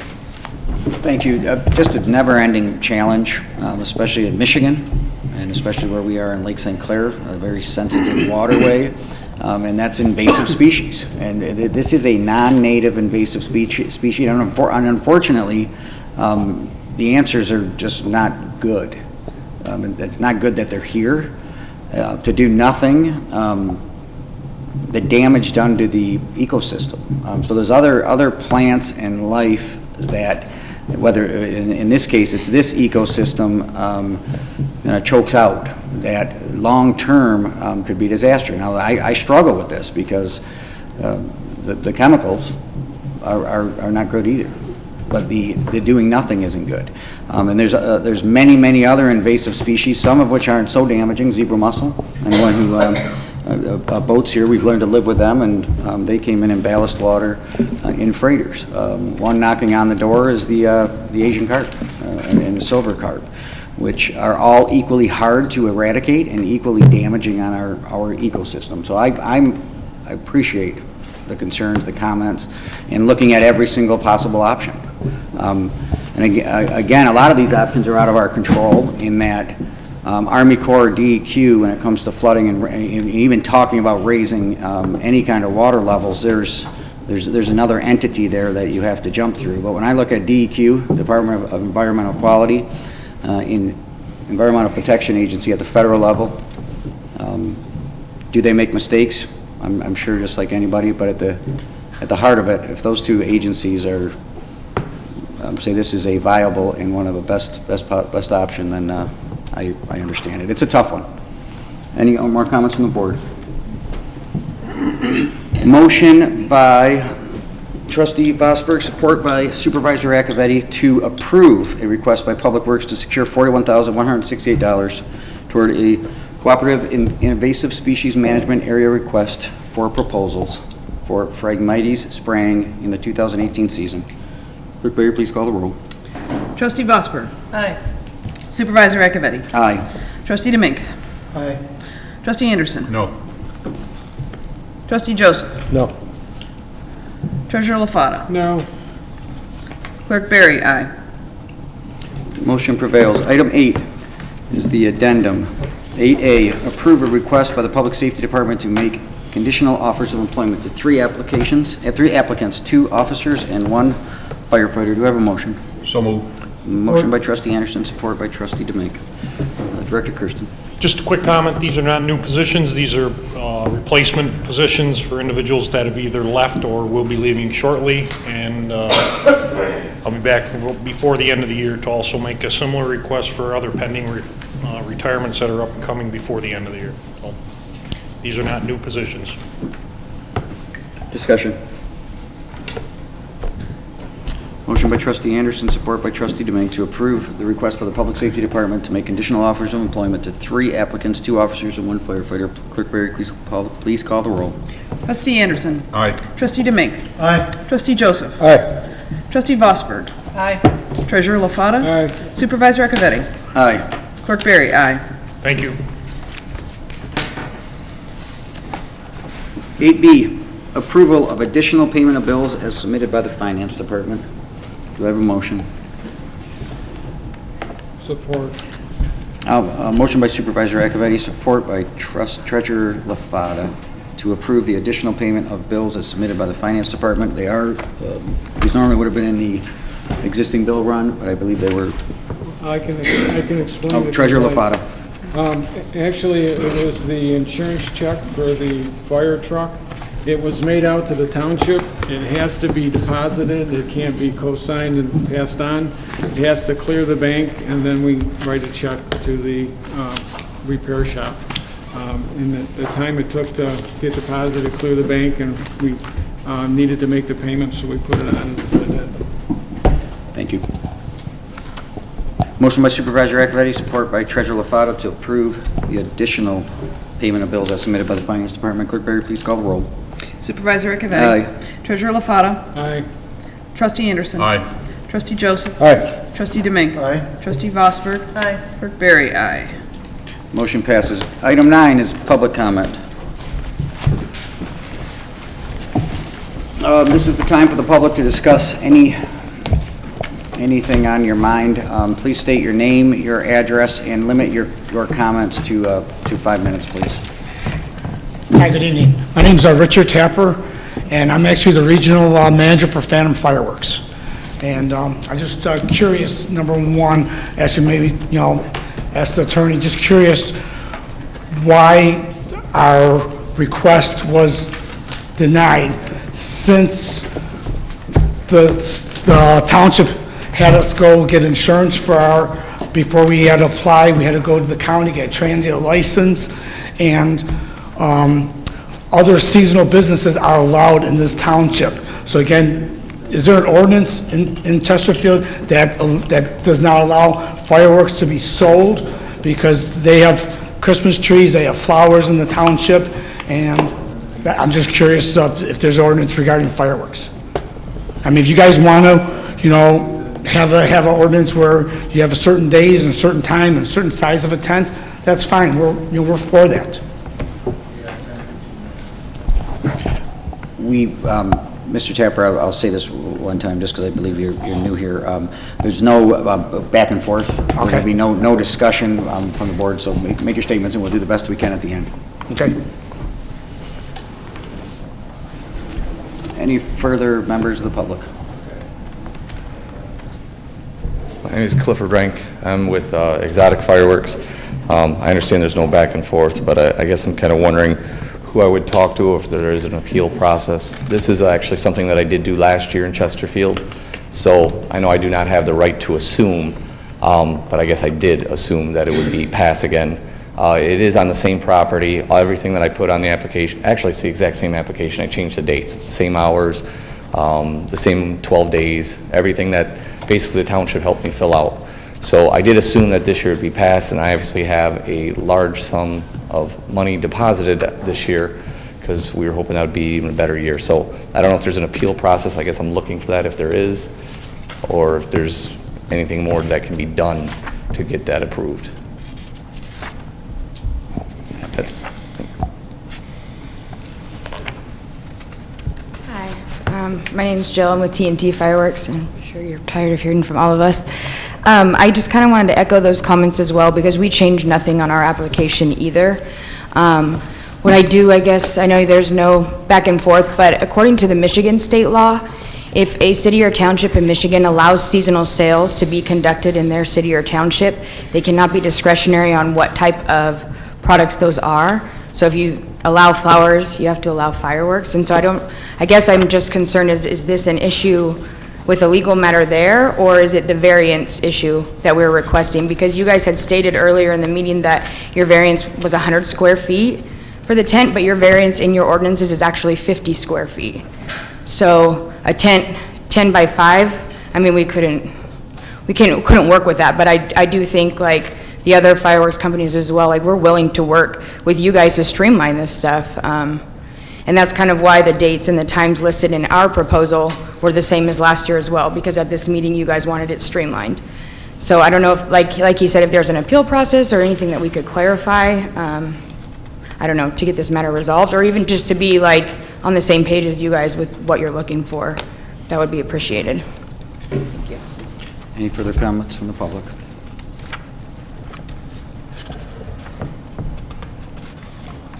Joe Kadich, living on Sutton. Got one suggestion, actually a couple, but on the way over here, I was watching as to what was going on in Hawaii with the volcano eruption, and they were evacuating people, and it came to mind that essentially they were warning everybody over the cell phones. They weren't worried about television or anything else. Somehow, apparently, everybody's cell phone within an area can be accessed, and they can put out warnings that. And what came to mind when I saw that was last year we had a tornado that, I don't know whether it's touched down or, but it came near here. But our sirens never went off. We never knew what happened until it was all over with, and somebody reported a tornado come down. So I was suggesting maybe somebody should look into an idea. They do it with schools, I hear now too, for snow days. They'll send out messages on the cell phone. And maybe it's somebody that the public safety officer could look into as for directives if there's any problems that could use a cell phone and get the word out that way. The other thing was the back and forth between Treasurer Lafata and Supervisor Accavetti as essentially when you had the meeting over how the processes are going to be changed, did it not come out in the process that the authorization had to be made first on larger expenditures by the board? Or was that not in that packet? It was in the packet. Okay. The other thing I suggested, and I don't know whether it goes that way, but on your purchase orders, they should be on some type of computer program system that it flows through the system, so that's all taken care of before it gets to the end result where it has to be paid. That way everything's in a line. So you may want to take a look at that too, at getting that system updated if it's not, or at least get it on the computer. Thank you. Thank you, Mr. Kadich. Any further comments from the public?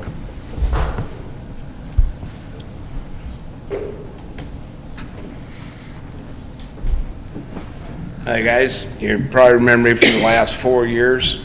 4 years in a row we've been able to operate here.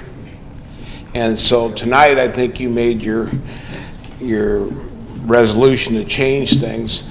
I don't think it's fair. I think that should have been done in June like the attorney talked about after this season.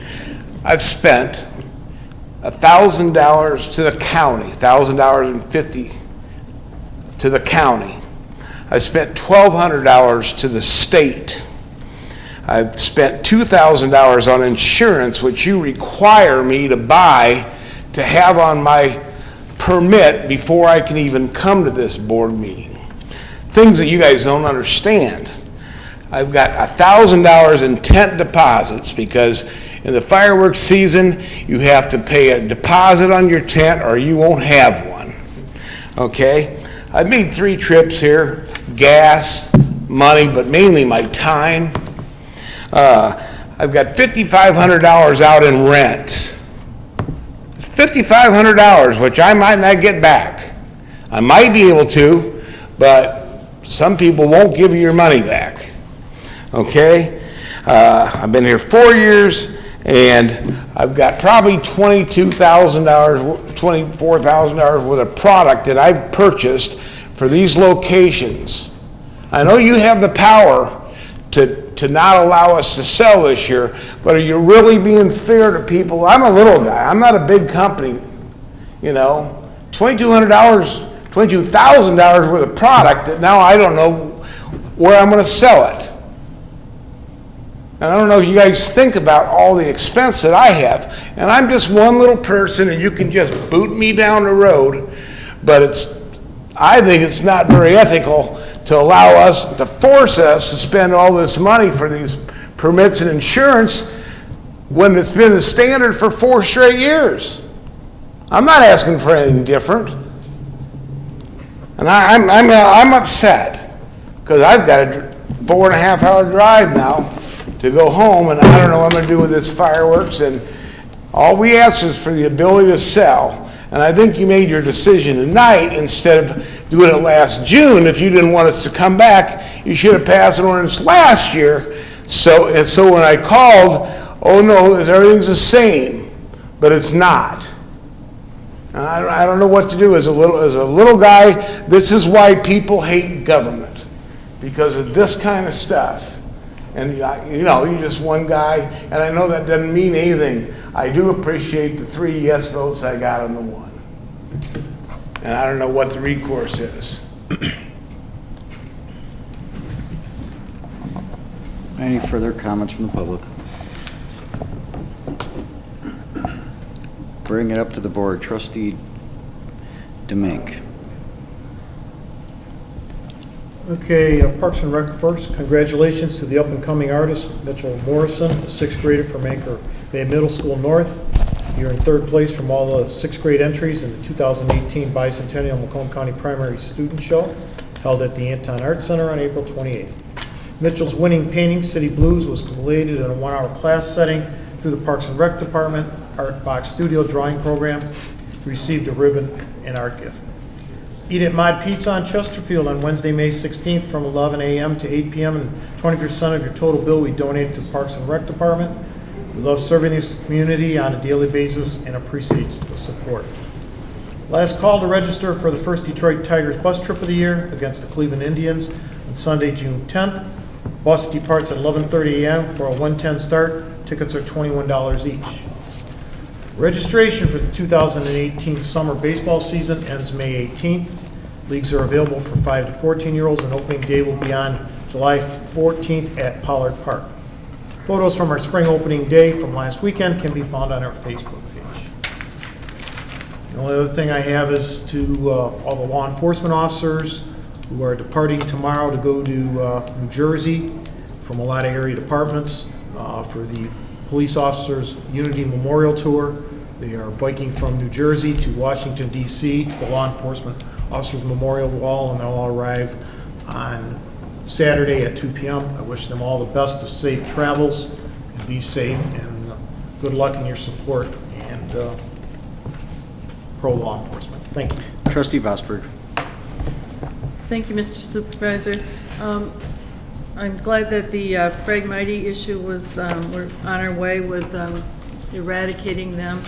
And there's also, when I was at the Michigan Township Association conference, learned about some other invasive species that we should be aware of and try to get some more information on that. I talked to Kevin Johnson from the Public Works Department. He's aware of some of them as well. So we want to keep informing and educating our residents as to these species of plants that are taking over and, again, wreaking havoc with the natural species that we do have in our community. Thank you. Trustee Joseph, I'm going to go last this meeting because we couldn't make a comment last time. So he goes first too much? Yes, he goes first too much. So I'd like to start off with the discussion, very spirited discussion that we had. I want to clarify, worked with Mr. LaFata for a long time. He ran for your township treasurer. He's retired. He doesn't need us. He really didn't. He is very concerned and came to this board because he thought he saw some things that were really not too appropriate. And we talked a little bit tonight, Mr. Accavetti, you referred to the legacy decisions and legacy boards. There were a lot of things that weren't right with the chair that you're sitting in. They were quite ugly and very ugly and dark chapter in our history. And it was, as I thought I heard you say, part of your motivation to run for the seat that you're in. And I believe that Mr. LaFata is in that same vein. He is very much about ethical and transparent government. And I think he brings, and has, since he's been on the board, an attempt to bring things to light. And what you're seeing is a progressive frustration, and I'm not trying to take sides, but I feel very strongly about the intent behind this. And to see people go into territories and then take a defensive posture, and I realize that for you personally there have been some personal things waged, but there's a rescue that happens too with each board meeting, and that's beginning to shape the way we're voting, and I don't like to see that, and I know you don't like to see it either. But there are some areas that are sort of aggravating that relationship, and I think we have 3 full-time board members. It really is imperative that we have 3 full-time employees here. And I've been in this office and I've seen Mr. LaFata frustrated on a Friday afternoon because there's no one here to sign a check. Those are not appropriate. And so when we start to team up and he's frustrated and then come to department head meetings and so forth, at some point when somebody's opinion is not valued and input is not seen as helpful, you can't then blame the person for not being part of that same process that just is met with constant scorn, and it's not right. The phone issue that he raised tonight is frustrating to me. It was a fairly significant expenditure that never came to the board for approval. It was done the way you eat an elephant, one bite at a time. Next thing you know, we have thousands and thousands of dollars more than we're accustomed to spending, and there was no deliberation, no discussion. I don't know who was authorized to sign that contract, but he sees the bills trickle in. He asked for, his finance department asked for, reconciliation. It is his statutorily afforded obligation. I mean, he really has an obligation to make sure he has sufficient documentation. So when he starts asking around who authorized this, and you see it's not typically a clerk function. Some of the expenditures that are being made out of the clerk's department, I don't know why she's in the clerk's department is in the police department looking to purchase new copiers, and on it goes. He's frustrated, and he has a right to be frustrated. And I do appreciate, because I wasn't here last board meeting, and I understand that there was some difficult things said and some frustrating things said, and in spite of that, you still authorized the discussion of an agenda item that really didn't fit into our normal board policy, and that was done with the intention of trying to get to a resolution, and I respect that. I think there is hope for us, and I would like to try to minimize the amount of very ugly things that we display publicly. I don't think our residents appreciate that, and I know they don't want to see us sort of breaking down in that way, and it is moving forward. There's a more efficient and proper way to do that. But I do think there needs to be some changes, and I don't like to see the formation of a divided board, and conversations that start with, well, we already have our votes, are sort of conversations that are dead-end conversations. How can you possibly have an impact on the outcome when the person you're talking to tells you we already have our 4 votes? We just won't be able to be effectively working as a team with that kind of nonsense. So again, I think it would be helped if people came to work and participated as a team, and we minimize the horse trades that go on. The other area that I would like to address, which was a big issue tonight, has to do with our fireworks, and to see what I presume to be a dad who is a small business guy that comes in with an investment like the speaker who came forward and was frustrated with the amount of money that he's put into a business venture and was under the impression that it was an automatic. The area that the gentleman didn't address, which as another speaker talked about, we really can't get into discriminating from one vendor. So if we allow flowers, we have to allow fireworks and so forth. If I were to get into that, the comments that I would tell you about the phone calls that come from residents who have real serious problems with the amount of fireworks in the township and the amount of tents and authorized vendors that we have, we don't have the legal prerogative to say we don't like fireworks, and that's not what we voted on tonight. But some of these proposals are, tents that are bigger than my house, and we do have the right to say you can't sell that. We have the right to say no, a variance is not going to be given to that extent. 1,500 square feet tents are really, in my opinion, beyond the pale, and they're not consistent with our ordinance, and there is a legal way to say no to that size and scope. So I do commend the team for putting together some more very straightforward language, so the gentleman who's 4.5 hours away coming up doesn't experience what he's experienced tonight. I don't like to see you frustrated, and I am a little guy. I am a trench guy. I would never just sort of kick you on down the road because I have the power to whimsically do that. But there's a lot of things going on here, and the amount of fireworks that are sold in the Township of Chesterfield. We've heard from our residents, and we've heard from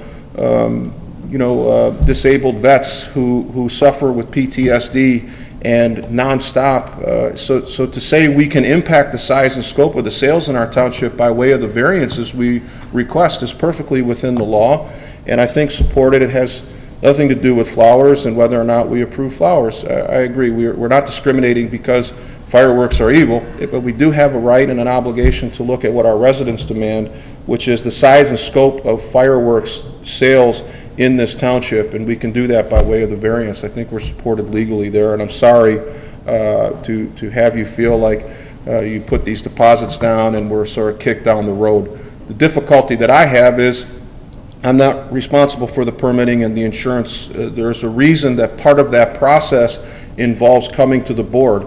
If it were an automatic that you pay for the insurance, you get the permit, you buy your merchandise, you rent your tent, you put your deposit down on your tent, and then you're in business, you wouldn't have to come before the board. We're here representing the people of the township, and we do what we think is in their best interest collectively. And I'm not saying that because you don't live in our community, we don't care about you, but there is a process, and it wasn't done arbitrarily. There's a lot of consideration that's gone on for the no votes in particular on this board for years and years. And I'm sorry that it's cost you your time and investment, but it wasn't done maliciously or without some thought.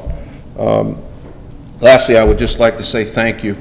Thank you to the co-workers, fellow board members, previous board members. I unfortunately lost someone very close to me. My wife lost her mother this month, and I was just overwhelmed with the amount of outpouring from members of the board who we've argued and debated, and there's some ugly things going on tonight and will continue. But what happens when there's a tragedy is we take care of one another and we look out for one another.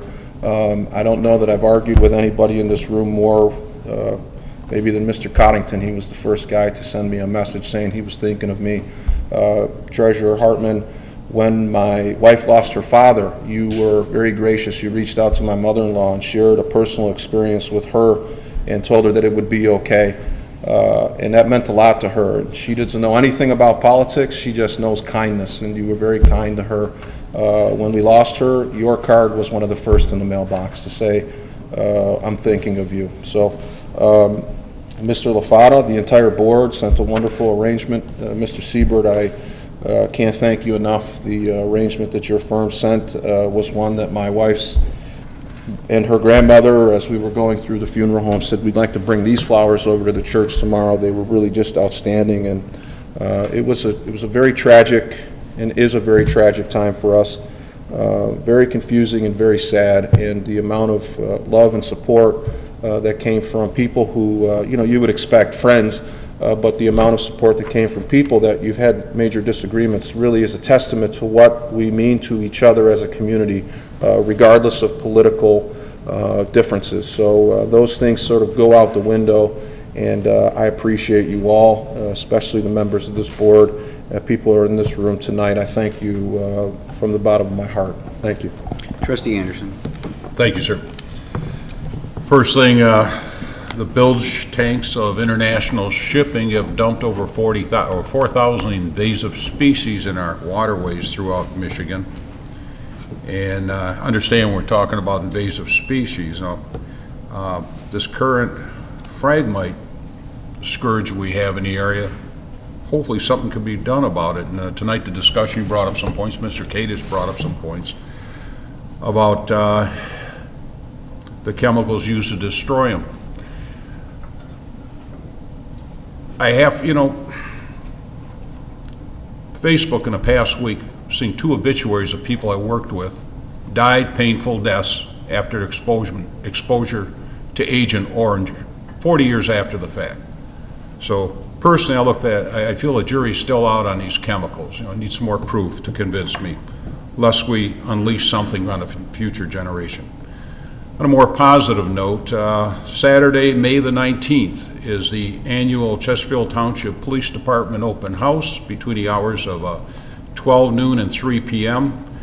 46,525 Continental. Please bring your families, the children. There's dozens of activities from police demonstrations, a taste of Chesterfield, free food, kid ID, and so forth. So hopefully we'll see you then. Thank you.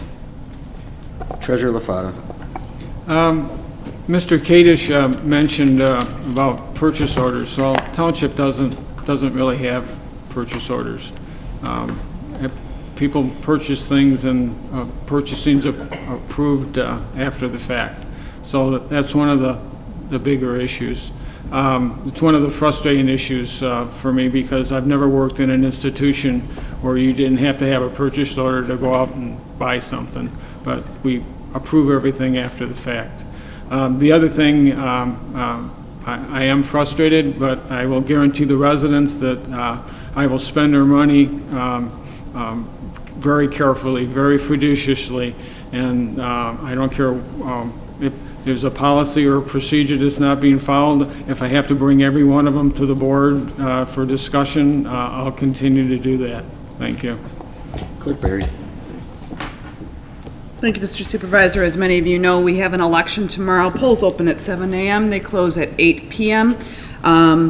There is one question on the ballot for tomorrow's election, and that is the millage question put forth by Macomb Community College. If you have an absentee ballot in your possession, you may turn it in tomorrow, but it must come here to the clerk's office at the township. You cannot turn that ballot into your precinct location. You may surrender it there and be issued a regular ballot. However, if you wish to vote your absentee ballot, you must turn that into the clerk's office. Also, we have a couple of events that are coming up in our community enrichment program. The first one is, one of the next ones, excuse me, is this coming Thursday. We have the women's self-defense class. I believe there are still a couple of openings left for that. They fill up very quickly, but it's a tremendous program, and after this week's, I believe we will have trained over 100 women to defend themselves, and I'd like to thank our Chesterfield Township Police Department for doing that for us. Also, the following week, and Mr. Yashin did refer to this, we have our Chesterfield Garden Day Seminar with MSU Extension coming in and talking about how to prepare your spring gardens. Those are both tremendous programs, and they come at little or no cost to taxpayers, and they are not open just to residents here in Chesterfield, they are open to all. Lastly, it was mentioned that we have a father and his young children here today, and although it's regrettable the outcome of the reason that he was here, which was one of his variances, I voted in favor of all of those requests for many of the reasons that have already been stated. What's more regrettable, sir, and I'm very sorry, is the way that some of the members of this board have conducted themselves tonight in front of your children. That was unacceptable.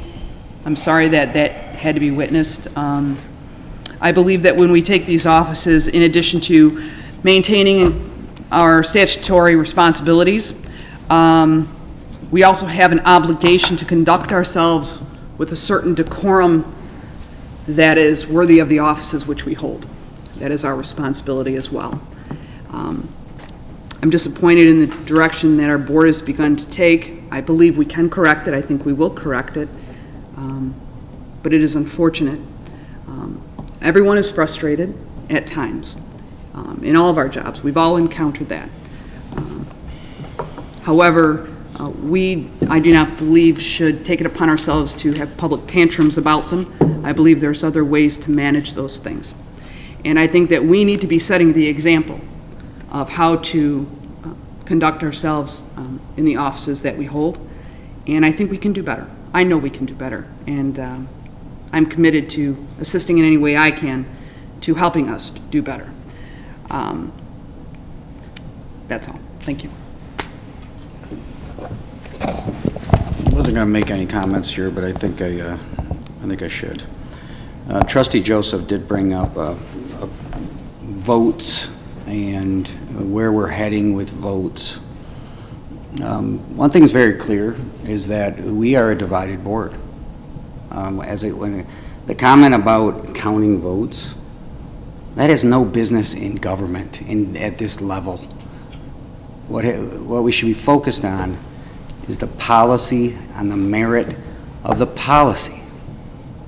The divides and the whatever is going on up here is damaging beyond repair. And we are going to have to turn that ship around. What you saw at the beginning of this meeting with myself and Treasurer LaFata, unfortunately, I think we're going to see more. Because a lot was said at the last meeting that's not tied up yet. And if this is the environment we have to tie it up in to set the set the record or have a meaningful debate when you know what the policy is, then this is the environment it's going to be at. I will continue to try to reach out and bring us back together. But the damage that gets done with the mentality that it's an us versus them on issues that are so important and they're not simple. We're elected. You're entrusted with an awesome responsibility to deal with very complicated issues that are not, there shouldn't be a line drawn in the sand for anything more than principle in what you feel is the right thing to do. Phragmites, you got an invasive species that could harm our ecosystem, and you have chemicals to, you have a lose-lose. I mean, so to take an issue like that and fog it with some kind of a political numbers game is frankly appalling. Spent some time in Lansing. Spent some time as a business owner. Spent some time as with a lot of investors. One thing is for certain. If you're going to invest your time, your